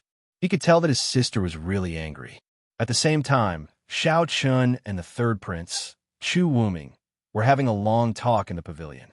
Wu De also realized that the situation was developing in a direction that he didn't dare to imagine. From Wu Yun's words, Wu De already knew how important Chu Wuming was to Xiao Chun. If Chu Wuming wanted to, let alone himself, the entire Wu family would suffer. Using the entire Wu family to curry favor with Xiao Chun was definitely impossible for others. However, for Chu Wuming, it was just a matter of a few words. If Chu Wuming really thought that Xiao Chun was his good steed, then he really might do such a thing. Using the entire Wu family to curry favor with Xiao Chun. Lowering his head, Wu De didn't dare to look at his sister. After a round of angry scolding, Wu Yun gradually calmed down. She helplessly sighed and said, I'm afraid that even your sister won't be able to save you. Hearing Wu Yun's words, Wu De immediately panicked. If even his sister couldn't do anything, then wouldn't he be dead for sure? Hurriedly crawling in front of Wu Yun, Wu De's face was filled with grief as he cried and begged. Seeing this, Wu Yun bitterly said, Sigh, now that things have come to this, whether or not I can live now depends on your highness and Xiao Chun. Your sister can only do her best. However, even if I can keep my life in the end, it will definitely be difficult for me to escape punishment. Prepare yourself. Wu Yun didn't have too much confidence. However, she couldn't just watch as Wu De was killed. After all, he was her only brother. Right now, everything could only depend on Chu Wuming and Xiao Chun. It was unknown what Wu Yun and Wu De were talking about. They chatted with Chu Wuming until night fell. Only then did Xiao Chun walk out of the loft accompanied by Chu Wuming. However, just as Xiao Chun and Wu De walked out of the loft, they immediately saw Wu Yun and Wu De kneeling outside the door. Seeing Chu Wuming and Xiao Chun, the maid from before hurriedly said, Your Highness, Miss Wu has been kneeling here since 2 hours ago. This subordinate asked Miss Wu why she was kneeling here, but Miss Wu didn't say anything. She only said that she was waiting for Xiao Chun. Hearing that Wu Yun was waiting for Xiao Chun here, Chu Wuming immediately understood Wu Yun's intentions. He didn't say anything and looked at Xiao Chun. Since Chu Wuming knew Wu Yun's intentions, Xiao Chun naturally knew as well. He looked at Wu De with a trace of mockery in his eyes and said, Isn't this the Wu family's eldest young master, Wu De? What? Why are you kneeling here? Young Master Xiao Chun, I already know what Wu De has done. I've specially brought him here to ask for forgiveness from Xiao Chun. These years, because my daughter wasn't in Moontrace City, Wu De's actions have indeed caused the wrath of the heavens and the resentment of the people. Today, Wu De's life is entirely up to young Master Xiao Chun. Hearing Xiao Chun's words, Wu De didn't reply. Instead, it was Wu Yun who spoke. She had specially brought Wu De here to ask for forgiveness. Moreover, whether he was to be killed or tortured, it was entirely up to Xiao Chun to decide. Smiling slightly, Xiao Chun couldn't help but take a few more glances at Wu Yun. This woman's appearance wasn't bad. Although she couldn't be compared to Qin Shuru and Fairy of 100 Flowers, she could still be considered a beauty. Moreover, compared to her beauty, Wu Yun's intelligence wasn't the slightest bit inferior. She had advanced in order to retreat and brought Wuda here for him to decide. Very smart. This was indeed the only way to save Wuda. Otherwise, as long as Xiaoqun wanted to, Wuda would definitely die. Moreover, he didn't even need to do it himself. As Chu Wuming's woman, Wu Yun was currently kneeling in front of Xiaoqun. Regarding this, Xiaoqun naturally wouldn't make things too ugly. After having the servant girl by the side help Wu Yun up, Xiaoqun indifferently said, "Miss Wu Yun's words are true. Wuda's life is entirely up to me to decide." Hearing Xiaoqun's words, Wu Yun was stunned at first. However, she quickly gritted her teeth and replied, "It's all up to young master." Facing Xiaoqun, Wu Yun could feel a great pressure. This pressure was even greater than that of Chu Wuming. She completely didn't know what Xiaoqun was thinking. She was afraid that Xiaoqun would really give the order to kill Wuda. Although she was worried in her heart, Xiaoqun quickly gave an answer. He looked at Wuda and calmly said, "Actually, I don't care about your life or death. However, since Miss Wu is kneeling on the ground for you, then I will give you a chance. Apologize to all the people you have persecuted over the years and give them sufficient compensation. In addition, you must obtain their forgiveness. Remember, all the people you have persecuted must forgive you. As long as there is one person who doesn't forgive you, then you can kill yourself." 25th update. Please bookmark, please recommend. You're tuning in to the Warrior Lore YouTube channel. Don't forget to subscribe and join us on this journey to catch the most captivating stories.